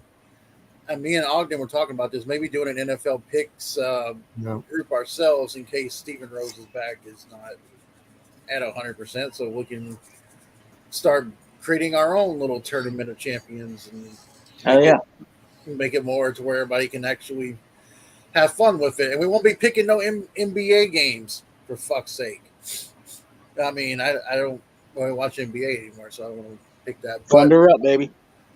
But I would definitely want to thank Duke for coming in. I want to thank the Prodigal Hill. I want to thank Travis. I want to thank Mikey Drain, and the birthday boy Matt Ogden over here. And we all should like probably sing to him, or maybe maybe give him a baked potato or something. No, I keep the baked potatoes for myself. Thank you. Take him to Hooters and let the Hooters girls sing to him. Green Super Bowl there prediction. So I think that should accommodate for a pretty big fucking birthday present there because I had the Rams last year and they went to the Super Bowl and won it. So yeah. We shall see. All right, I'm gonna get off here. So y'all have a good one. Thanks for having me on. Yeah. All right. And then I'll give my sign off as well. Thank you for having me on, Kev. You guys, it was a lot of fun. Had a great time hanging out with you. That being said, it's the Great Duke Bothers, and I'm out. I'm out too. Later, y'all. All right, guys. Oh, let's see. Well, yeah, you guys can catch Duke Waters on his channel, and if you don't have his channel posted, I'll send it to you. Yeah, I could look. I'll probably just type in Duke Bothers and I can find it. I was sub to him, and then my channel got terminated, so a lot of people that I'm not subscribed to on this account right now. I have to play catch up. But yeah, we all had our picks in. We'll come back later in the kind of midway through the season, see where we're at, and I'll tell anybody who's picking NFL games, or it all depends on. And this is something that a lot of people don't like to talk about, and now some of y'all might find me a conspiracy theorist too. But these NFL games are rigged, and if you guys don't believe it, the proof's in the pudding. Right. Oh yeah, they'll have something, and they'll have like at least half a dozen games, and then they'll come back. It's kind of funny though. I do want to mention though it's funny how Prodigal Hill had his prediction. That same year when Ben got suspended, it ended up being the Packers or not Steelers, and that was the year Ben was suspended. So it wouldn't be surprising if that ends up being the same situation with the Browns and Packers.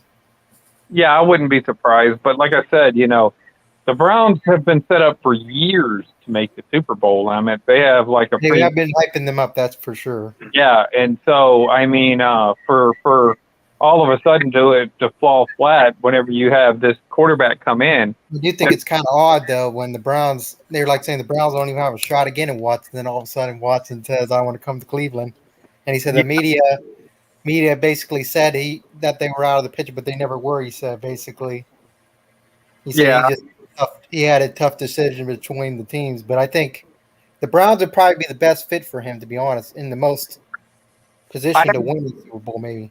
I had the Browns winning the Super Bowl last year, and there was a reason because, like I said, I like defense and I like a running game, and those are two qualities in a team that determines how far you get in the playoffs. That's why I like Green Bay, is because Green Bay has a solid running game too. Their defense is going to be better, and Aaron Rodgers, I think, is gonna he's going to be playing because he knows that he probably doesn't have many years left to play in this league, so. He wants that second Super Bowl. He wants one up on Favre.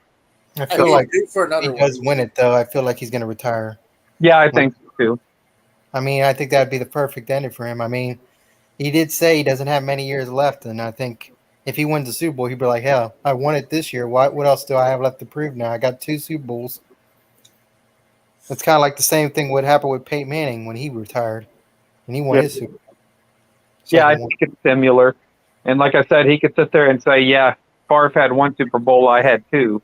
Both of them are great quarterbacks, don't get me wrong. But, yeah, I think that's what's probably going to happen. And like I said, he's got the running game and he's got the defense this year. So we'll have to see. And after that, then it's going to be a big – I don't think we're going to get to our glory year. I mean, when Rodgers is gone, definitely we're all going to miss Rodgers because I don't think Jordan Love is going to be that guy. I think he'll be a decent quarterback, but I don't think he's going to be at elite level. He'll be like John Mojalski that y'all had. Yeah, kind of like that, yeah. Somebody like that, waiting for your next guy to come in. But like I said, y'all got Favre in the second round, so, you can never tell these days in the draft. Right. Well, I'll tell you this, though. It's going to be interesting, ladies and gentlemen, and we will definitely see what these picks are going to be like. It's going to be an exciting year, that's for sure. I mean, we had a very exciting offseason. All these teams were making these moves and shit. It was crazy. Yeah. So we'll definitely see who's going to be who here. And, I will put the Prodigal Hill's profile in the description, and I will put Dukes on there. Some of y'all that don't know Dukes. And, yeah. There's a little button that says subscribe. So some of you viewers, I've actually read on my algorithm that I got more people view me who are not subscribed. So for you people who do watch my videos that are not subscribed, there's a little button that says subscribe, and click on that for all your notifications. All right. And if you do click on me, believe me, I don't just do all one thing. Posting doesn't do all just one thing.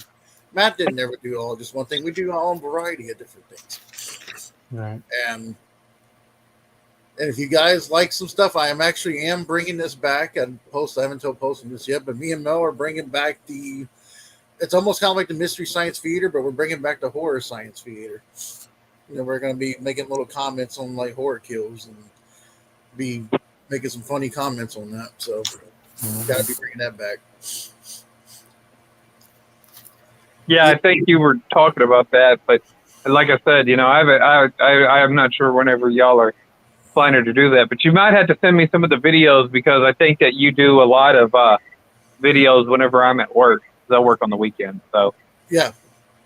Actually, one thing I'm actually thinking about doing is actually doing a little bit more during the days like this because it seems to be a little bit easier and. Not doing them at night all the time. Good, because the only person I know that's awake at night is Stephen Rose. Well, I tell you that I found out my viewership personally whenever I do my videos about like 8:30 seems to be whenever. But like for me, I can only do it Monday through Friday.